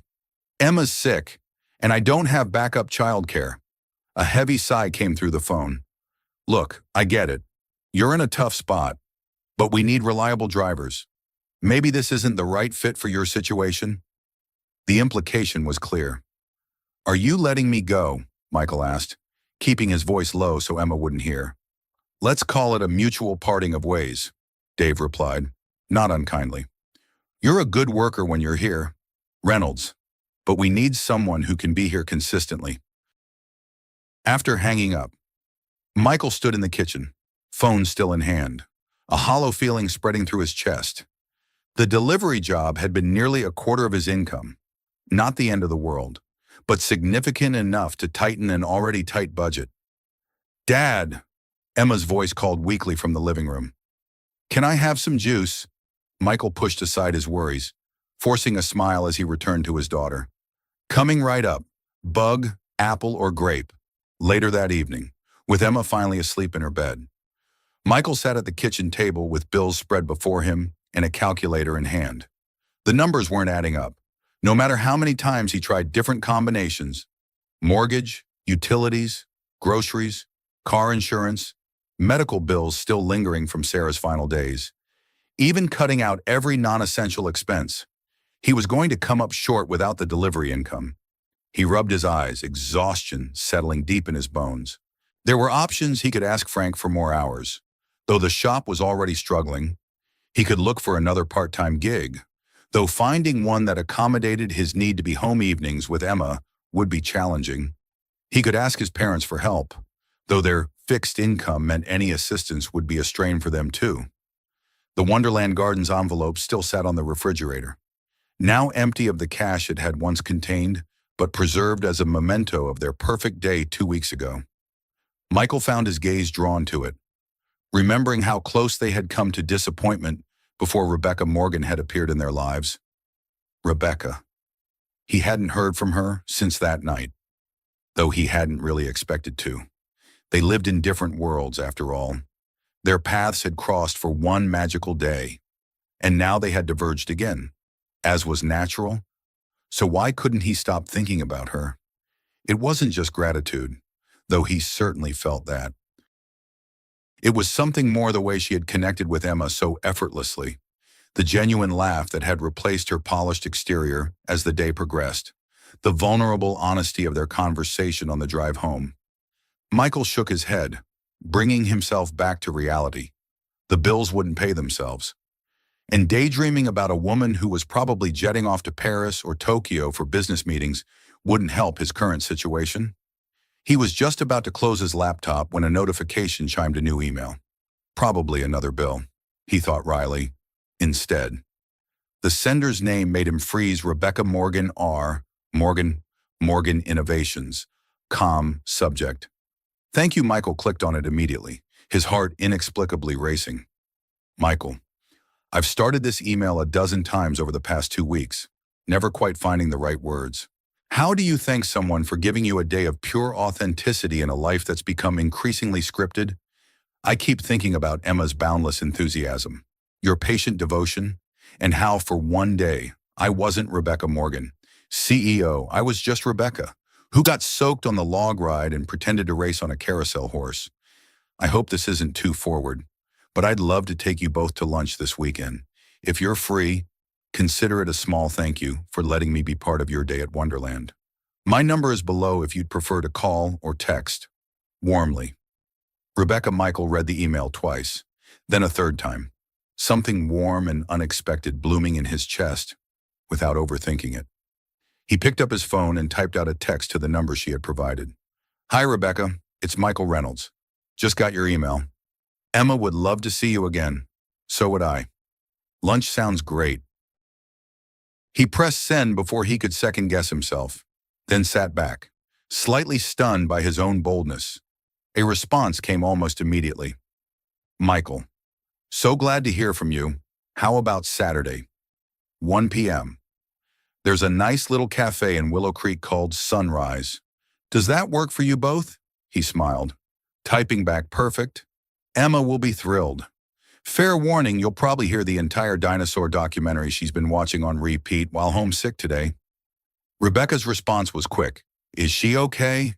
The genuine concern in those two simple words touched him. Just a fever. She's on the mend. I'm glad. Looking forward to a full dinosaur debriefing on Saturday. Get some rest. Michael. He set down his phone, the bills temporarily forgotten as a sense of anticipation replaced his earlier worry. Saturday suddenly couldn't come fast enough. Sunrise Cafe occupied a sunny corner of Willow Creek's main street, its large windows and cheerful yellow awnings making it a local favorite. Michael parked across the street, checking his watch, 12:55 p.m., right on time. Is Rebecca here yet? Emma asked, bouncing slightly in her booster seat. Her fever had broken the day after he'd brought her home, and by Saturday, she was back to her usual energetic self. Let's go see, Michael replied, helping her unbuckle. He'd spent more time than he cared to admit choosing his outfit that morning, finally settling on his newest pair of jeans and a blue button-down shirt that Sarah had always said brought out his eyes. Emma skipped ahead of him toward the cafe, her purple dress, her choice swirling around her knees. Michael caught up just as she reached for the door handle. Remember our manners, he reminded her gently. Emma nodded solemnly. I remember. No talking with my mouth full, and I have to say please and thank you. And I can't ask Rebecca if she's rich, even though Tommy at school said she probably is, because she was on a magazine. Michael stifled a laugh. That's, mostly right. Though maybe we don't need to mention what Tommy said at all. They stepped into the cafe, the bell above the door announcing their arrival. The space was bright and welcoming, with mismatched vintage tables and local artwork adorning the walls. The lunch crowd was modest, a few elderly couples, some young parents with toddlers, a pair of teenagers hunched over textbooks. And there, at a corner table by the window, was Rebecca. She looked different than she had at Wonderland, more casual in dark jeans and a simple white blouse. her dark hair loose around her shoulders instead of in the practical ponytail she'd worn at the park. But her smile when she spotted them was exactly as Michael remembered, warm and genuine, lighting up her whole face. Rebecca. Emma broke free from Michael's hand and darted across the cafe, barely avoiding a collision with a waitress carrying a tray of water glasses. Rebecca stood just in time to receive Emma's enthusiastic hug, laughing as the little girl wrapped her arms around her waist. "Hello, dinosaur expert, I hear you've been adding to your knowledge base this week." Emma looked up with wide eyes. "How did you know? Your dad mentioned you were watching documentaries," Rebecca explained, glancing up as Michael approached. Their eyes met over Emma's head, and something unspoken passed between them, a shared warmth, a mutual recognition. "Hi," Michael said simply, suddenly feeling awkward. Should he shake her hand, hug her? He settled for a small wave, which immediately felt ridiculous. Rebecca saved him from his discomfort, gesturing to the table where 3 places were already set. "I got here a little early. Hope this spot is okay." "It's perfect," Michael assured her, helping Emma into a chair before taking his own seat. A waitress appeared with menus and took their drink orders, coffee for the adults and apple juice for Emma. As she left, an awkward silence threatened to descend, but Emma quickly filled it. "Did you know," she began with the authority of a professor addressing students, "that some dinosaurs had feathers like? They weren't all scaly. Some looked more like giant chickens." Rebecca's eyes widened with appropriate amazement. "Giant chickens? That's incredible. I bet they didn't taste like chicken, though." Emma giggled. "No, people didn't eat dinosaurs. People weren't even alive yet when dinosaurs lived." "That's a relief," Rebecca replied seriously. "I wouldn't want to meet a T-Rex while out for a walk." The conversation flowed more easily after that, Emma serving as an unwitting buffer against the strange tension that hummed between the adults. They ordered grilled cheese for Emma, sandwiches for Michael and Rebecca, and talked about safe topics: Emma's school, Michael's work at the garage, the unusually warm weather they'd been having. It wasn't until Emma asked to visit the restroom, which was within sight of their table but allowed a moment of privacy, that Rebecca leaned forward slightly. "I'm really glad you texted," she said, her fingers curling around her coffee mug. "I wasn't sure if I was overstepping." "You weren't," Michael assured her quickly. "It was unexpected, but nice. Emma's been talking about you nonstop since Wonderland." Rebecca smiled, a hint of color touching her cheeks. "She's incredible. You're doing an amazing job with her."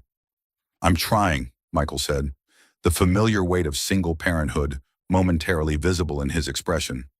"Some days are harder than others." "Sure, no."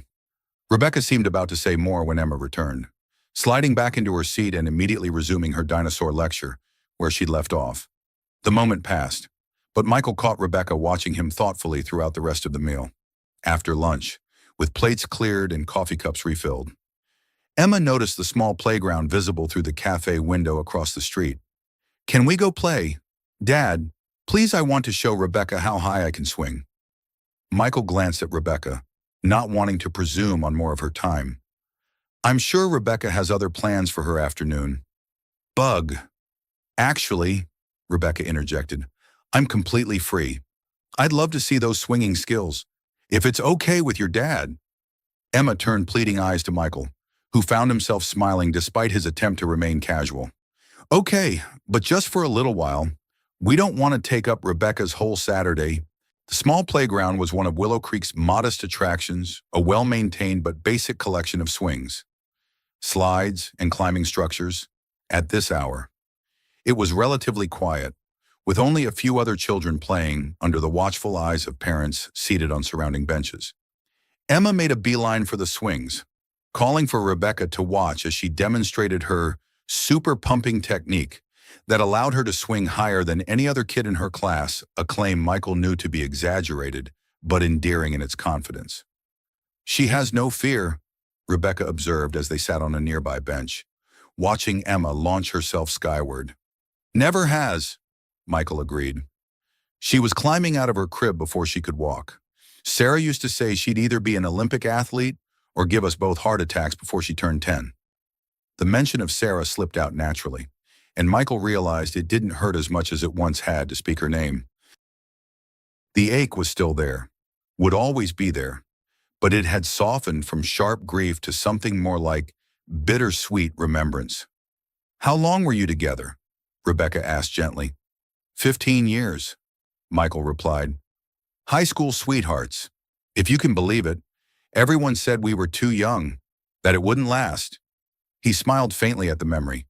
"We were determined to prove them wrong." "And you did," Rebecca said softly.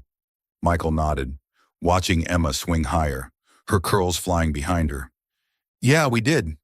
Just not in the way we planned." They sat in companionable silence for a moment, the sounds of children playing and birds calling, creating a peaceful backdrop. "Can I ask what happened?" Rebecca finally ventured, her voice gentle. "You mentioned an accident, but—" "Drunk driver," Michael said. The word's still difficult, even after 3 years. Sarah was driving home from her nursing shift. It was raining. The other driver crossed the median. He took a breath. "She died at the scene." Rebecca's hand found his on the bench between them, her fingers warm as they curled around his. "I'm so sorry, Michael." He nodded, accepting her sympathy without the awkwardness that usually accompanied such moments. Rebecca didn't try to offer platitudes or change the subject, and he appreciated that more than he could express. "It was hard," he acknowledged. "Still is sometimes. But Emma needed me to keep going. So I did. One day at a time." Rebecca squeezed his hand gently before releasing it. "She's lucky to have you." "I'm lucky to have her," Michael corrected, his gaze following his daughter as she abandoned the swings in favor of the slide. "She saved me as much as I saved her." Emma waved from the top of the slide, calling for them both to watch her daring descent. They obliged, applauding appropriately when she reached the bottom and took an exaggerated bow. "Your turn, Rebecca," Emma called, pointing to the slide. Rebecca laughed, shaking her head. "I think I'm a little too big for that slide." "Emma, no one's too big for slides," Emma declared with the absolute certainty of childhood. "Dad goes on it with me all the time." Michael shrugged when Rebecca glanced at him questioningly. "She's not wrong, though I usually end up stuck halfway down." "See, now you have to try," Emma insisted, already grabbing Rebecca's hand and tugging her toward the playground equipment. To Michael's surprise, Rebecca allowed herself to be led to the slide, kicking off her flats before climbing the ladder with mock seriousness. "Like this," she called down to Emma, who was watching critically from below. "Legs out straight," Emma instructed, "and you have to say 'we' on the way down. It's the rule." Rebecca caught Michael's eye, an amused smile playing across her lips. Then, to his further astonishment, she arranged herself at the top of the slide, called out a theatrical "we," and pushed off, sliding down with surprising grace for a CEO of a technology consulting firm.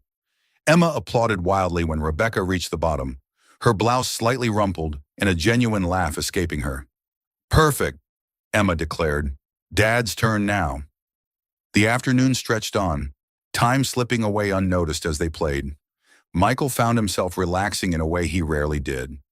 The constant weight of responsibility temporarily lifted as he rediscovered the simple joy of being present in the moment. Rebecca, too, seemed transformed, her corporate polish giving way to an unguarded playfulness that suited her far better than her earlier reserve. She joined Emma on the merry-go-round, helped her cross the monkey bars, and even participated in an elaborate game involving dinosaurs and princesses that only Emma fully understood the rules of. It wasn't until the sun began to dip lower in the sky that Michael realized how late it had grown. "We should probably head home," he said reluctantly. "Emma has school tomorrow, and I've got an early shift." Emma's protest was immediate and passionate. "No, we're having too much fun. Can't Rebecca come over? Please, she hasn't even seen my room yet."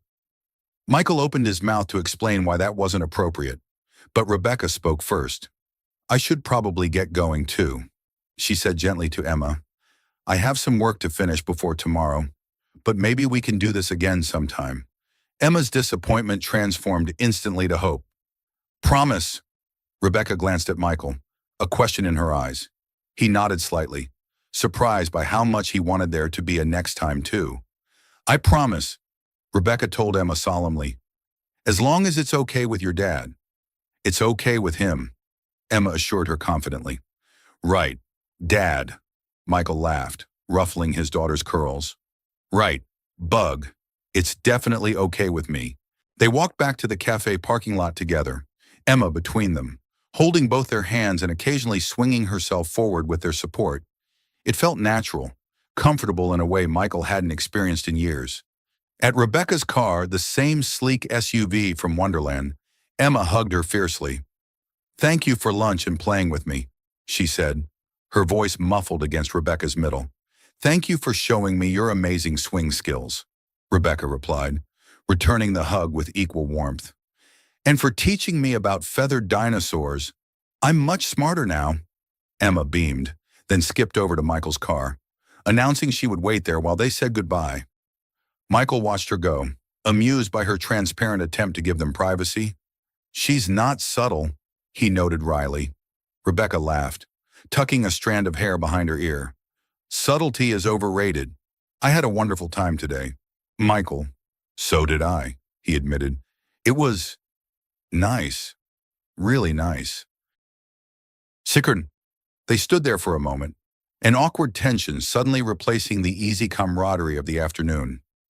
Michael found himself wanting to say more, to suggest seeing her again, but uncertain of the rules for this unusual situation. Rebecca saved him once again. I'd like to do this again, she said directly. Maybe dinner next time. There's a good Italian place just outside Willow Creek. Relief and pleasure washed through him. I'd like that. Emma, too, obviously. Obviously, Rebecca agreed with a smile. Though, she hesitated, then continued with characteristic directness. I'd also enjoy talking with just you sometime, if that's not too forward. Michael felt a warmth spread through his chest that had nothing to do with the afternoon sun. Not too forward at all, he assured her. I'd like that too. Rebecca's smile widened, genuine pleasure lighting her features. Good. I'll call you. She leaned forward then, pressing a quick, soft kiss to his cheek before stepping back. Goodbye, Michael. Tell Emma I'll be dreaming of dinosaurs tonight. He watched her drive away, his cheek still warm from her kiss. A strange lightness in his step as he walked to his own car where Emma waited, bouncing impatiently. Is Rebecca your girlfriend now? She asked immediately as he slid into the driver's seat. Michael choked slightly, caught off guard by the blunt question. No, Bug. We're just friends. Emma considered this, buckling her seatbelt with practiced ease. But you like her. Right, your face gets all smiley when she talks. Does it? Michael asked, feigning ignorance as he started the car. Uh-huh. And you wore your blue shirt that Mom always said was your handsome shirt. Michael glanced at his daughter in the rearview mirror, momentarily speechless. Sometimes he forgot how perceptive children could be, how little escaped their notice. Rebecca's nice, he finally said, carefully neutral. I enjoy her company. Emma nodded sagely. I think she likes you too. She laughed at your jokes even though they weren't that funny. Hey, Michael protested, though he couldn't help laughing. My jokes are hilarious. Mom said they were dad jokes, Emma informed him seriously. That means only dads think they're funny. The mention of Sarah didn't sting as it might have once. Instead, it felt right somehow, natural that she would be part of this conversation. Her memory a gentle presence rather than a painful absence.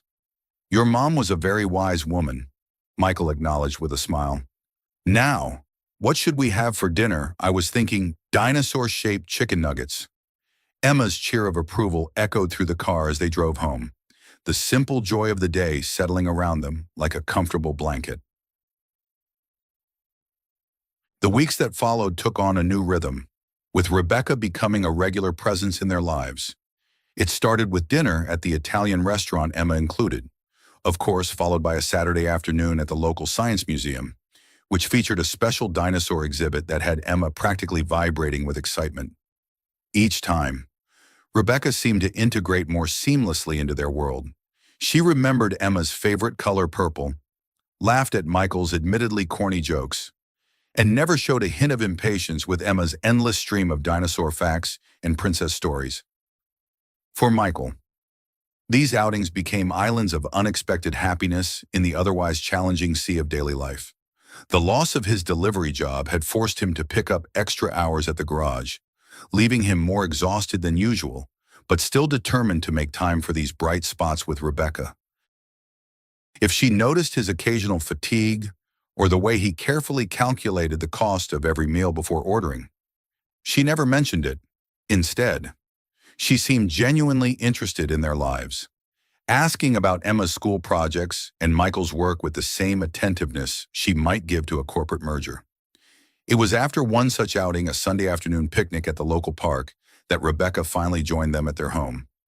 Emma had been campaigning for this escalation for weeks, desperate to show Rebecca her room and her growing collection of dinosaur figures. "Please, Dad, we can make spaghetti." Rebecca said it's her favorite, unable to refuse his daughter's pleading, and, if he was honest, equally eager to extend their time together, Michael had issued the invitation. To his surprise and pleasure, Rebecca had accepted immediately. "I'd love that," she'd said, her smile warming him in ways he was becoming increasingly aware of. "Just tell me what I can bring." Now, as Michael stirred the pasta sauce and Emma set the table with more care than she'd ever shown before, he found himself unusually nervous. Their modest rental suddenly seemed shabby through imagined outside eyes, the worn couch with its carefully placed throw to hide a stain, the kitchen cabinets in need of new paint, the mismatched dishes Emma was arranging with such pride.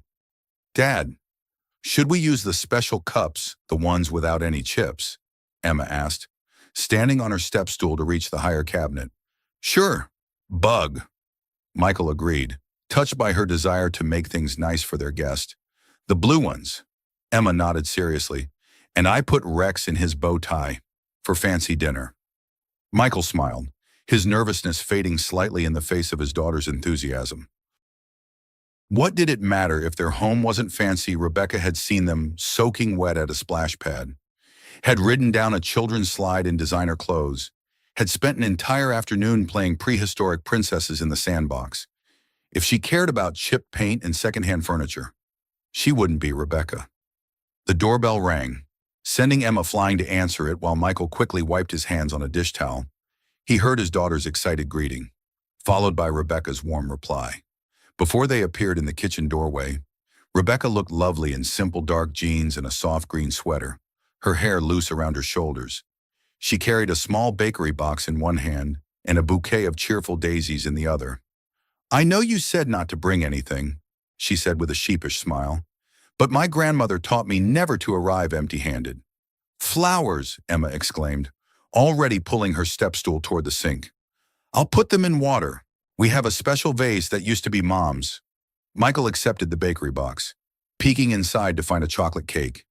"You didn't have to," he said, though the gesture touched him deeply. "I wanted to," Rebecca replied simply.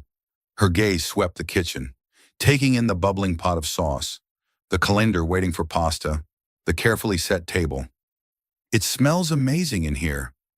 "Dad makes the best spaghetti," Emma declared, carefully arranging the daisies in a blue glass vase. "He puts secret ingredients in the sauce. Garlic and a splash of red wine," Michael stage whispered to Rebecca. "Not so secret, but she likes to think it's magic." Rebecca laughed, setting her purse on a kitchen chair. "Can I help with anything?" "You're our guest," Michael protested, but Rebecca was already rolling up her sleeves. "I'm a terrible cook, but I can toss a salad or fill water glasses," she offered. "Put me to work, Chef Reynolds." The simple domesticity of preparing dinner together, Rebecca washing lettuce while Michael drained the pasta, and Emma proudly arranged garlic bread on a plate, felt both novel and strangely familiar. Their movements around the small kitchen developed an easy choreography, as if they'd done this dozens of times before. Dinner itself was filled with laughter and conversation, Emma dominating much of the discussion with elaborate stories from school and detailed plans for her upcoming birthday. Michael watched as Rebecca engaged with his daughter, asking questions and responding with genuine interest rather than the polite tolerance many adults showed toward children's rambling narratives. "And then," Emma continued, twirling spaghetti around her fork with limited success. Ms. Thompson said my dinosaur drawing was so good, it's going to be in the art show next month. You'll come see it. Right. Rebecca. The question, delivered with such casual certainty that of course Rebecca would be in their lives a month from now, created a brief pause. Michael glanced at Rebecca, ready to step in and explain that she might be busy, that they shouldn't presume on her time. But Rebecca's response was immediate and warm. I wouldn't miss it for anything, she assured Emma. When exactly is the show? I'll put it in my calendar right now. She pulled out her phone.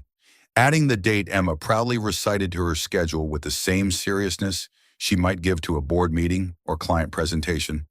The simple action spoke volumes, and Michael felt something shift inside him, a wall carefully constructed around his heart beginning to crumble.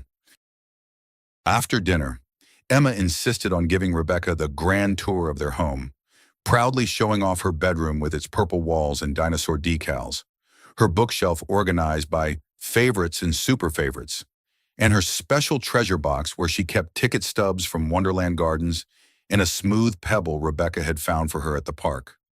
Michael followed behind, seeing their modest home through new eyes as Rebecca exclaimed over Emma's artwork and admired the family photos displayed in simple frames along the hallway. She paused at one showing Michael and Sarah on their wedding day, both laughing as they fed each other cake. She was beautiful, Rebecca said softly, eyes taking in Sarah's radiant smile and the obvious love between the young couple. She was, Michael agreed, the familiar ache present but no longer overwhelming.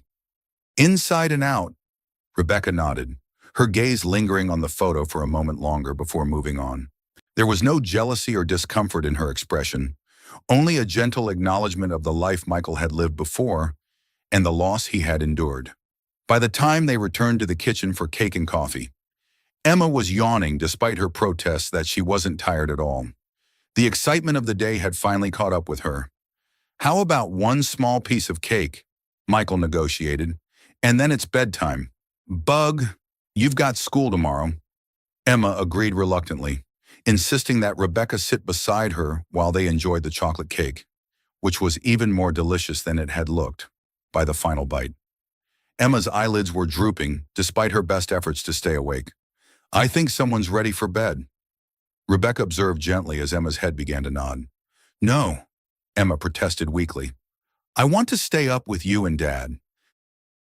Tell you what, Rebecca suggested. How about I help tuck you in? And then I promise to come back another day very soon. This compromise satisfied Emma, who allowed herself to be led through her bedtime routine with minimal resistance.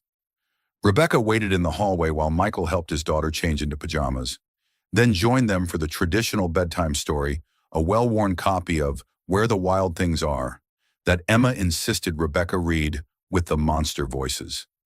Rebecca obliged, her animated reading bringing fresh life to the familiar tale and drawing giggles from Emma despite her fatigue when the story concluded. She stood to leave the room, but Emma called her back. Wait, the little girl said, reaching under her pillow and pulling out Rebecca's light jacket, the one she had draped around Emma at Wonderland Gardens, now carefully folded. I forgot to give this back to you. Rebecca looked surprised, taking the jacket with gentle hands. You kept it all this time? Emma nodded, her expression suddenly serious. It reminded me of the best day, and it smelled like your flower perfume. But now I know you'll come back, so you can have it again. The simple statement, delivered with a child's unfiltered honesty, visibly moved Rebecca. She leaned down, pressing a soft kiss to Emma's forehead. Thank you for taking such good care of it, she said, her voice slightly unsteady. Sweet dreams, dinosaur expert. Michael followed her from the room after his own goodnight kiss, leaving Emma's door slightly ajar, as was their custom. In the hallway, Rebecca stood holding the jacket, something vulnerable in her expression that made his heart twist. You okay? He asked quietly. She nodded, blinking rapidly. She's incredible. Michael, so open and trusting and full of love. Yeah, he agreed, leading the way back to the living room. She gets that from her mom. Sarah could make friends with anyone, saw the good in everyone. They settled on the couch, the remains of their coffee and cake still on the kitchen table forgotten, in the soft lamplight, with Emma's toys scattered around them and the comfortable shabbiness of a home that was lived in rather than showcased. Michael felt a strange sense of rightness that both thrilled and terrified him. "Thank you," Rebecca said after a moment of companionable silence. "For dinner, for including me in your evening, for—" She gestured vaguely, seeming to struggle for words for perhaps the first time since he'd known her. "For letting me be part of this. I know it might seem ordinary to you, but to me it's extraordinary," Michael suggested when she trailed off. "Yes," she agreed, meeting his eyes with disarming directness. "Exactly that." The moment stretched between them, charged with unspoken possibilities. Michael found himself studying her face, the intelligent dark eyes, the small freckle near her temple, the softness of her mouth currently curved in a hesitant smile. "Rebecca," he began, not entirely sure what he wanted to say, but needing to say something. "These past few weeks have been— Daddy." Emma's call from her bedroom broke the moment, and Michael stood automatically, parental instincts overriding all else. "Coming. Bug." He found Emma sitting up in bed, clutching Rex with a distressed expression. "I forgot to give Rex his goodnight kiss," she explained seriously. "He won't be able to sleep without it." Michael dutifully kissed the stuffed dinosaur on its worn snout. "Better," Emma nodded, settling back down. "Is Rebecca still here?" she asked sleepily. "Yes, but it's late. Bug. She'll probably go home soon." "Tell her I said goodnight again," Emma murmured, her eyes already closing, "and that she should come back tomorrow." "Ah, farm," Michael smiled, tucking the blanket around her shoulders. "I'll tell her. Now sleep tight, sweetheart," when he returned to the living room. Rebecca was standing by the mantel, examining the collection of family photos displayed there. She turned as he entered, a soft smile on her lips. "Rex emergency?" she asked. "Forgotten goodnight kiss," Michael confirmed with a chuckle. "A serious oversight." Rebecca glanced at her watch reluctantly. "I should probably go. It's getting late, and you both have early mornings." Michael nodded, though he found himself wishing she could stay longer. "Thank you for coming. It meant a lot to Emma." He paused, then added more quietly. "To me, too." Rebecca stepped closer, her expression open and direct. "Michael, I want to be clear about something. I'm not just here because of Emma, though she's absolutely wonderful. I'm here because I enjoy spending time with you. Both of you, yes, but also you." The simple declaration, delivered without pretense or game playing, took his breath away. In the dating world he vaguely remembered from before Sarah, there had been rules and codes and careful stepping around directness. But Rebecca, it seemed, had no patience for such things. "I enjoy spending time with you too," he replied, matching her honesty with his own. "More than I expected to. More than I've enjoyed anything in a long time." Rebecca's smile widened, relief and pleasure evident in her expression. "Good, that's good." They stood there for a moment, the air between them charged with possibility. Then, with a decisiveness that seemed characteristic of her, Rebecca closed the distance between them and pressed her lips to his in a gentle, questioning kiss. Michael responded immediately, one hand coming up to cup her cheek as he returned the kiss with equal gentleness. It was brief, almost chaste, but it sent warmth spreading through his entire body, a sensation he had thought lost to him forever. When they separated, Rebecca's eyes were bright, her cheeks slightly flushed. "I've been wanting to do that for weeks," she admitted with a small laugh. "Me too," Michael confessed, surprised by how true it was. "I just wasn't sure if you—" "I do," she interrupted with a smile. "Very much. The simplicity of the exchange, the lack of games or uncertainty, felt like a gift." Michael walked her to the door, both of them suddenly shy despite the milestone they had just shared. "Call me tomorrow," Rebecca asked as she stepped onto the porch, her jacket the one Emma had kept draped over her arm. Absolutely, Michael promised. She leaned in for one more quick kiss before walking to her car, turning to wave once before sliding into the driver's seat. Michael watched until her taillights disappeared around the corner, then closed the door, leaning against it for a moment as a smile spread across his face. Whatever this was, wherever it was going, it felt right in a way he hadn't expected to feel again. Different from what he'd had with Sarah, it could never be the same, but genuine and warm and full of possibility. For the first time in 3 years, Michael Reynolds allowed himself to imagine a future that held more than just survival, a future that might include not just contentment, but joy. The art show at Willow Creek Elementary transformed the school's gymnasium into a gallery of childhood creativity. Colorful paintings, clay sculptures, and mixed media collages lined the walls and tables, each labeled with the young artist's name and grade.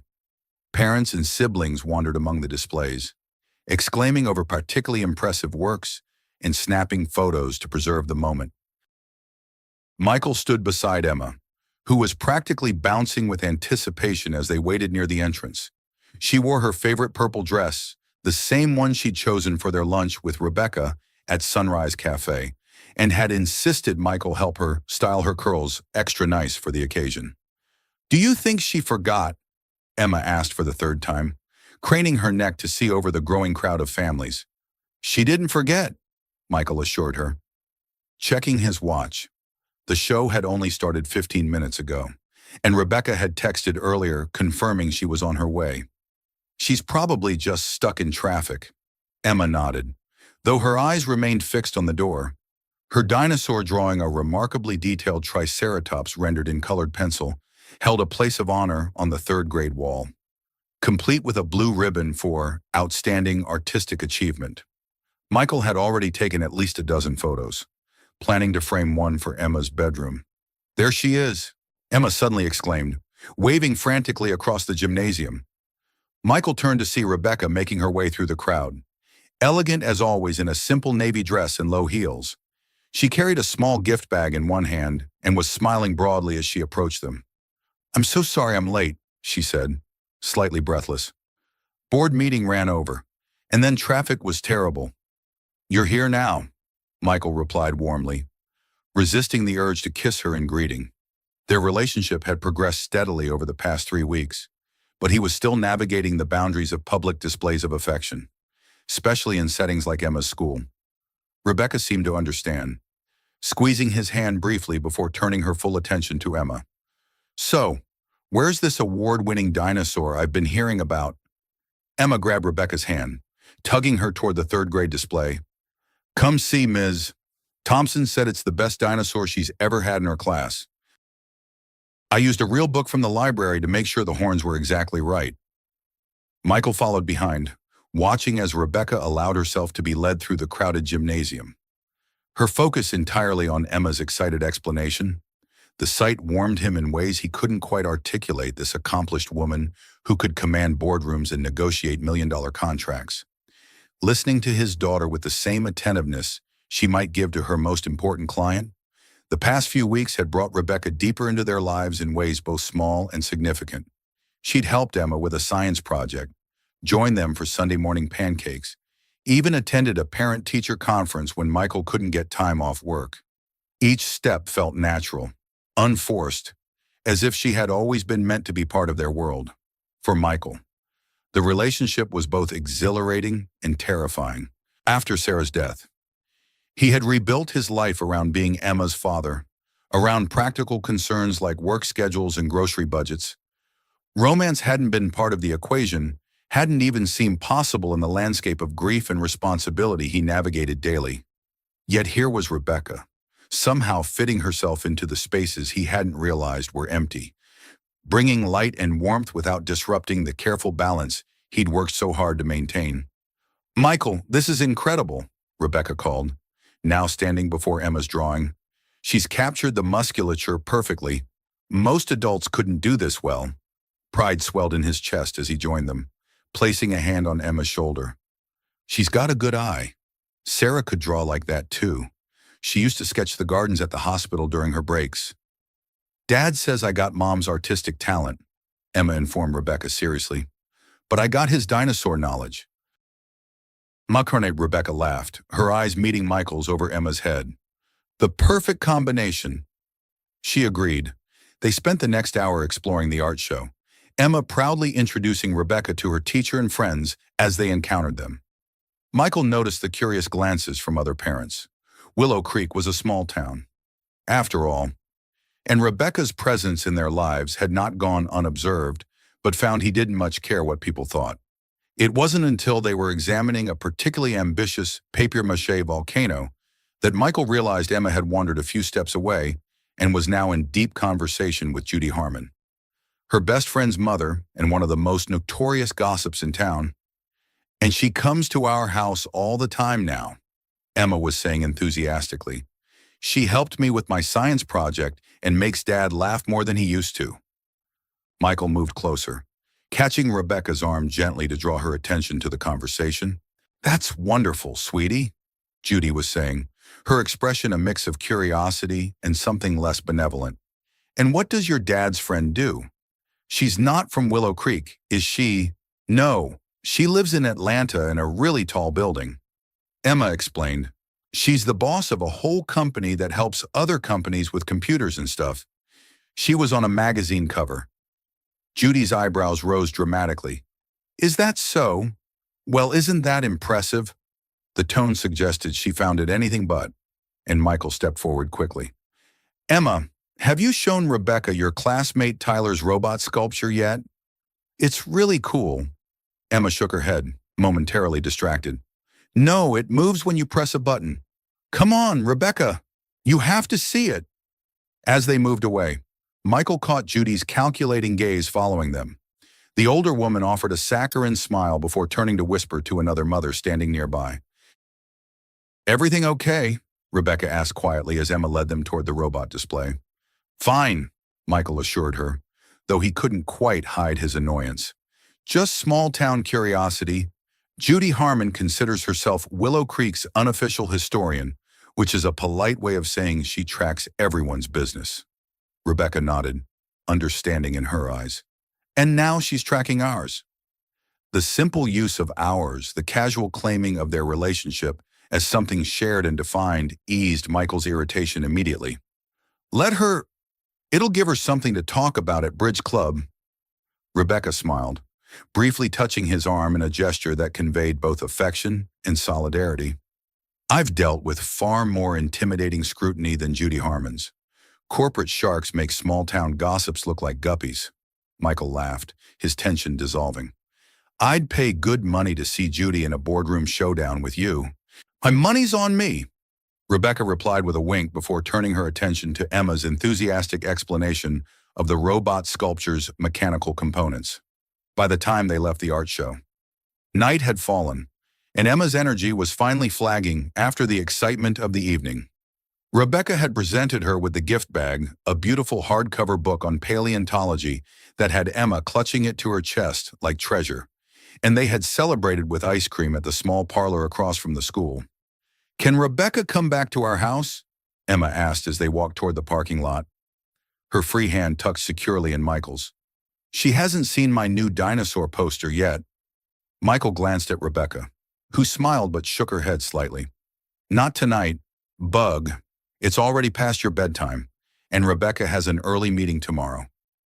Emma's disappointment was evident but short-lived. Tomorrow then we're making tacos for dinner. Actually, Rebecca interjected gently, I have to go to New York tomorrow for work. I'll be gone until Sunday. New York? Emma's eyes widened. That's really far away. It is, Rebecca agreed. But I'll bring you back something special, and we can FaceTime so you can tell me all about school. Okay. This compromise satisfied Emma, who immediately began listing potential souvenirs Rebecca might find in New York.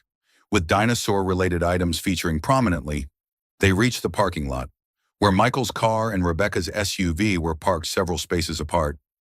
Emma hugged Rebecca fiercely, extracting multiple promises about FaceTime calls and New York gifts before reluctantly climbing into her booster seat in Michael's car.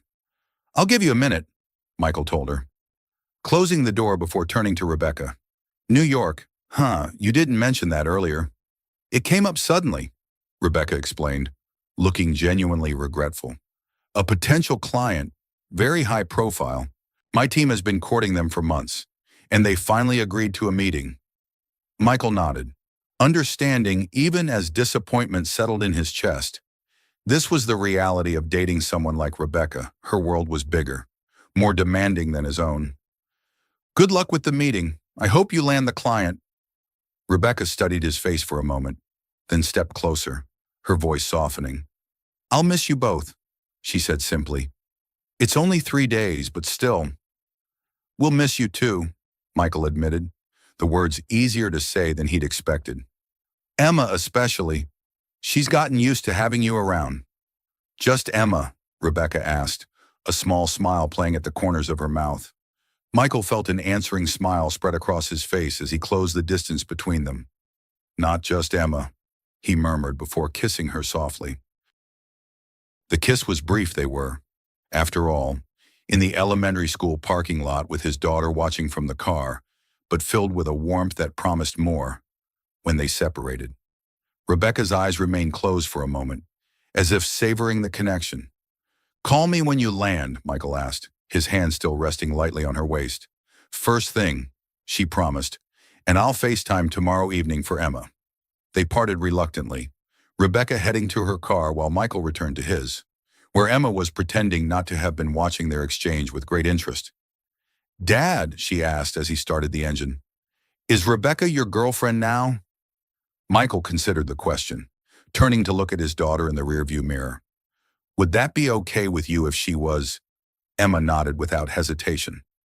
I like Rebecca. She's smart and pretty, and she likes dinosaurs almost as much as me. High praise indeed, Michael chuckled. Michael, so is she, Emma persisted, never one to be distracted from a direct question. Michael took a breath, making the decision to be honest rather than evasive. Yes, I think she is. Good, Emma declared with finality. Because she makes you happy. I can tell. The simple observation, delivered with a child's unfiltered perception, struck Michael deeply. She does, he agreed softly. She makes us both happy. The New York trip extended from 3 days to 5, then to a full week as Rebecca's potential client negotiations grew more complex. She called and texted regularly, FaceTime with Emma every evening, and sent pictures of the city that had Emma plotting future visits with increasing enthusiasm. For Michael, the absence created space for reflection. His feelings for Rebecca had developed with unexpected speed and intensity, catching him off guard with their depth. When had this accomplished? Beautiful woman become so essential to his happiness. When had her laugh, her thoughtful questions, her way of listening completely become things he couldn't imagine living without? And more unsettling what would happen when the novelty wore off, when she grew tired of his modest life, his financial struggles, the limitations that came with being a single father. Rebecca's world was so different from his own, filled with possibilities and options he could hardly imagine. These thoughts occupied him as he worked beneath the hood of Mrs. Patterson's troublesome Buick, the familiar routines of the garage providing little distraction from his internal debate. You look like a man wrestling with demons, Frank observed, wiping his hands on a shop rag as he approached. And I don't think they're carburetor demons. Michael straightened, stretching his back. Just thinking. About that fancy lady of yours, Frank asked, his weathered face creasing in a knowing smile. That obvious? Huh. Frank leaned against the workbench, arms crossed. Son, I've known you since you were changing oil in your daddy's garage after school. You get this look when something's eating at you, same look you had when you were trying to figure out how to propose to Sarah. The comparison startled Michael. It's not that serious, he protested automatically. No, Frank raised a bushy eyebrow. Could have fooled me. She's been at your place for dinner 3 times this week. Picked Emma up from school when you couldn't get away from that transmission job. Seems pretty serious to me. Michael sighed, wiping his hands absently. It's complicated, Frank. Because she's rich and you're not. The older man's bluntness was characteristic but still jarring. That what's bothering you? Partly, Michael admitted. We live in different worlds. Eventually she's going to realize that and what come to her senses? Frank snorted derisively. Give the woman some credit. Reynolds, she's smart enough to know her own mind. It's not that simple. Never is, Frank agreed. But let me ask you something. This woman, Rebecca, right, she make you happy? Michael nodded without hesitation. Yeah, she does. She good to Emma. The best. Emma adores her. She respect what you do, treat you like you matter. Another nod. Always has. From day one. Frank spread his hands as if the case was closed. Then stop borrowing trouble. Not everything needs analyzing to death. Sometimes good things just happen, and the smart move is to grab on with both hands. Before Michael could respond, his phone buzzed in his pocket, pulling it out. He saw Rebecca's name on the screen. Speak of the devil, Frank said with a knowing grin, already moving away to give Michael privacy. Remember what I said. Son, don't overthink it. Michael answered the call, Rebecca's voice bringing an immediate smile to his face despite his earlier worries. Hey, how's New York? Cold, noisy, and I miss you, she replied without preamble. Good news, though we closed the deal this morning. I'm flying home tonight. Relief and pleasure washed through him. That's great. Congratulations on landing the client. Thank you, she said, and he could hear the smile in her voice. Listen, I was thinking if you and Emma don't have plans tomorrow evening, I'd love to take you both out to celebrate, anywhere you want. I think we can clear our very busy social calendar, Michael teased. Emma will be thrilled. She's been counting down the days until you're back. Just Emma? Rebecca asked, echoing their exchange from the school parking lot. Michael's smile widened. Not just Emma, he admitted softly. Good, Rebecca replied, her voice equally soft. Because I've been thinking about you both constantly. This trip has made me realize something important. What's that? Michael asked, curiosity piqued by her tone. I'll tell you tomorrow, she said, in person. It's not a phone conversation. The statement sent a ripple of both anticipation and anxiety through him. That sounds ominous. It's not, Rebecca assured him quickly. It's the opposite. Actually, just trust me. Always, Michael replied. Surprised by how true the word felt, they talked for a few more minutes before Rebecca had to leave for another meeting. After hanging up, Michael stood motionless for a moment, Frank's words and Rebecca's mysterious statement circling in his mind. Maybe the older man was right. Maybe he was overthinking things, creating problems where none existed. Rebecca had shown him nothing but sincerity from the moment they met, had integrated herself into their lives with genuine care and affection. Perhaps it was time to trust her and see where this unexpected journey might lead, with renewed focus. Michael returned to Mrs. Patterson's Buick, the rest of his shift passing quickly as anticipation for Rebecca's return replaced his earlier doubts. The restaurant Rebecca chose for their celebration dinner was neither the fanciest in Atlanta nor the most casual, a perfect middle ground that spoke to her understanding of Michael's discomfort with excessive luxury. Lighthouse Bistro offered waterfront views of the city, excellent food, and a relaxed atmosphere that welcomed families while still feeling special. Emma, dressed in her third outfit of the evening after much deliberation, clutched the small gift bag Rebecca had brought her from New York, a detailed model of a velociraptor that had already been named Roxy and deemed worthy of the coveted bedside table position. You look beautiful, Michael told Rebecca as they were seated at a table overlooking the water. She wore a simple black dress that somehow managed to be both elegant and understated. Her dark hair swept into a loose updo that framed her face perfectly. Thank you, she replied with a warm smile. It feels good to be back in normal clothes after a week of business suits. Did you see any real dinosaur bones in New York? Emma asked, already focused on the children's menu the server had provided, but still pursuing her favorite topic. I did, actually, Rebecca replied, surprising them both. I visited the American Museum of Natural History on my lunch break yesterday. They have an amazing dinosaur hall with complete skeletons. Emma's eyes widened with delight. Really, did you take pictures? Rebecca pulled out her phone, scrolling to a series of photos she'd taken specifically for Emma. See, that's a T-Rex skeleton, one of the most complete ever found.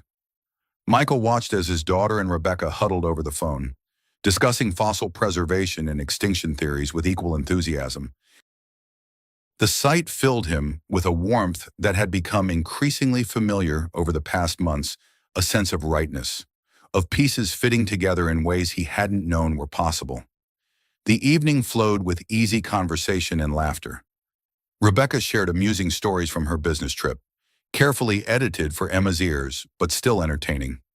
Michael updated her on local happenings, Mrs. Wilson's cat getting stuck in a tree again, the minor controversy over the new stoplight on Main Street, Emma's class winning the school recycling contest. It wasn't until dessert, a chocolate lava cake for Emma and coffee for the adults, that Rebecca's earlier promise of an important conversation resurfaced in Michael's mind. She had been relaxed and present all evening, giving no indication of something significant waiting to be discussed. After dinner, they walked along the waterfront park adjacent to the restaurant, Emma running ahead to explore a small playground, while Michael and Rebecca followed at a more leisurely pace. "She's missed you," Michael observed as they watched Emma demonstrate her swing technique for a younger child. "We both have." Rebecca's hand found his, fingers intertwining naturally. "I missed you too, more than I expected to. Honestly, video calls are a poor substitute for actually being together." They walked in comfortable silence for a moment, the city lights reflecting on the water beside them. Then Rebecca stopped, turning to face him directly. "I meant what I said on the phone," she began, her expression suddenly serious. "This trip made me realize something important." Michael felt his heart rate increase slightly. "I'm listening." Rebecca took a deep breath, as if gathering courage. "I've built my whole life around my company, around achievement and success as defined by other people. I convinced myself it was what I wanted, what would make me happy." She paused, her gaze steady on his. "And then I met you and Emma, and everything shifted." "Rebecca," she shook her head slightly, asking him to let her continue. "This past week, sitting in those meetings, staying in fancy hotels, dining at expensive restaurants, all the things that used to feel like markers of success, they felt empty. All I could think about was getting back here, to you both, to movie nights on your couch and helping Emma with homework and listening to your terrible dad jokes." The last part was said with a smile that softened the vulnerability of her confession. "What are you saying?" Michael asked, his voice gentle. "I'm saying that I'm falling in love with you." Michael Reynolds. Rebecca replied simply, "With you and with the life we've been building together these past months, and it terrifies me and thrills me in equal measure." The words hung in the air between them, honest and unadorned. Michael felt something shift in his chest, a tension releasing, a certainty taking root where doubt had flourished.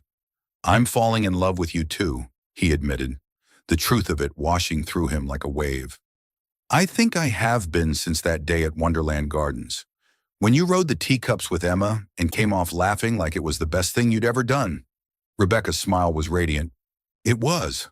Until that moment, everything since then has somehow been even better."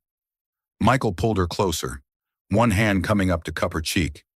"Even when Emma spilled spaghetti sauce all over your white blouse last week." "Even then," Rebecca confirmed with a laugh. "Especially then." Their kiss was deeper than previous ones, filled with newfound certainty and promise. When they separated, Rebecca rested her forehead against his, both of them slightly breathless. "There's something else," she said after a moment. "A business opportunity I want to discuss with you." Michael pulled back slightly, confusion replacing the warmth of seconds before. "Business opportunity?" Rebecca nodded, reaching for his hand again. "Do you remember our conversation at Wonderland, when you told me about losing your engineering career after Sarah died?" "Vaguely," Michael acknowledged, unsure where this was going.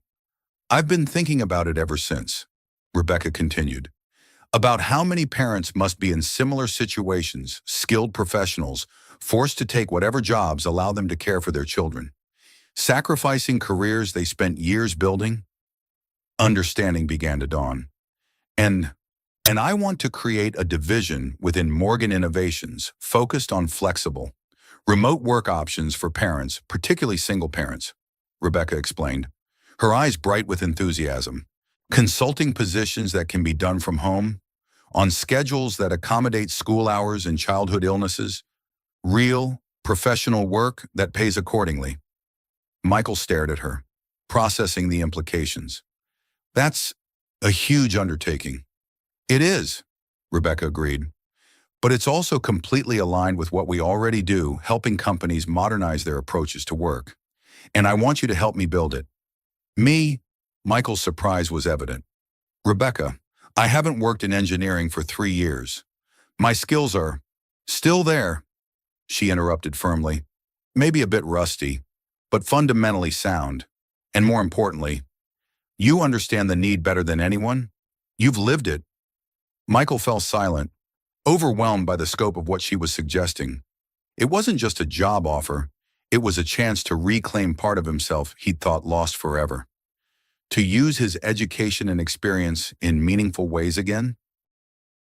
I don't want you to answer now, Rebecca added, sensing his internal struggle.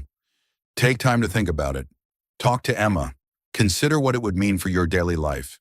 This isn't about me swooping in to fix things. It's about recognizing your value and creating something meaningful together. Before Michael could respond, Emma came running back from the playground, breathless with excitement. Dad, Rebecca, I went all the way across the monkey bars without falling. Did you see? We missed it, Michael admitted, grateful for the interruption. Can you show us again? As Emma raced back to demonstrate her newfound skill. Rebecca squeezed Michael's hand reassuringly.